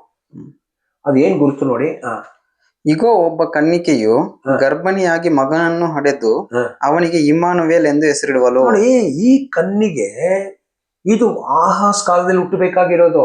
ಇದು ಆಹಾಸ್ಗೆ ಕೊಟ್ಟಿರೋ ಗುರುತು. ಇದು ಆಹಾಸ್ ಕಾಲದಲ್ಲಿ ನೆರವೇರ್ಬೇಕಾಗಿರೋದು. ಚೆನ್ನಾಗಿ ನೀವು ನೋಡಿ, ಇದು ಕ್ರೈಸ್ತರು ಯಾವ ತರ ಎಲ್ಲ ಹೇಳ್ತಾರಂತ. ಇದು ಕ್ರೈಸ್ತರು ಹೇಳ್ತಾರೆ, ಇದ್ರಲ್ಲಿ ಏನು ಸತ್ಯ ಇಲ್ಲ. ಇದು ಹೇಳಿರೋದು ಆಹಾಸ್ ಅರಸನಿಗೆ ಗುರುತ ಕೊಟ್ಟಿರೋದು. ಈ 2 ಅರಸರುಗಳು ನಿನ್ನನ್ನು ಏನು ಮಾಡಕ್ಕಾಗಲ್ಲ, ನಾನ್ ನಿನ್ ಜೊತೆಲಿದ್ದೀನಿ, ಅದಕ್ಕೆ ನಾನೇ ನಿನ್ಗೊಂದು ಗುರುತು ಕೊಡ್ತೀನಿ. ನಿನ್ನ ಊರು ಸುತ್ತು, ನಿನ್ನ ಅರಮನೆಯದಲ್ಲೇ ಒಂದು, ಅದು ಯಾರಂತ ಇವಾಗ ನಾನು ಹೇಳ್ತಾ ಇಲ್ಲ, ನಿಮ್ಮ ಊರಲ್ಲಿ ಇಲ್ಲ ನಿಮ್ಮ ಅರಮನೆ ಸುತ್ತು ನಿಮ್ ಕಣ್ಮುಂದೆ ಇರೋ ಒಂದು ಕನ್ನಿಗೆ ಹೆಂಗಸು, ಅದು ಗರ್ಭಿಣಿಯಾಗಿ ಒಂದು ಮಗುನೆತ್ತಿ ಆ ಅಮ್ಮ ಆ ಮಗನಿಗೆ ಇಮ್ಯಾನ್ಯುಯಲ್ ಅಂತ ಹೆಸರು ಇಕ್ಕೋದು ನೀನ್ ನೋಡ್ಬೇಕು. ಆಗ ಅವ್ರು ಇಮ್ಯಾನ್ಯುಯಲ್ ಅಂತ ಕರೆಯುವಾಗ, ಆ ಮಗನು ಇಮ್ಯಾನ್ಯುಯಲ್ ಅಂತ ಕರೆಯುವಾಗ ನೀನ್ ನನ್ನನ್ನು ನೆನ್ಸ್ಕೊಳ್ಬೇಕಾಗ. ದೇವ್ರು ಹೇಳಿರೋ ಮಾತು, ಯೆಹೋವ ಹೇಳಿರೋ ಮಾತು, ಆ ತಾಯಿ ಇಮ್ಯಾನ್ಯುಯಲ್ ಇಲ್ಲಿ ಬಾ ಅಂತ ಹೇಳುವಾಗ ಆಗ ಆಹಾಸ್ಗೆ, ಓ ಇಮ್ಯಾನ್ಯುಯಲ್ ಹುಟ್ಟುಬಿಟ್ಟಿದ್ದಾರೆ, ಈಗ ನೋಡೋಣ ಈ 2 ಅರಸರು ಏನಾಗ್ತಾರಂತ. ನೋಡಿ, ಇನ್ನು ಮುಂದೆ ನೋಡಿ ಏನಿದೆ ಅಂತ ಪ್ರವಾದಿಗಳು.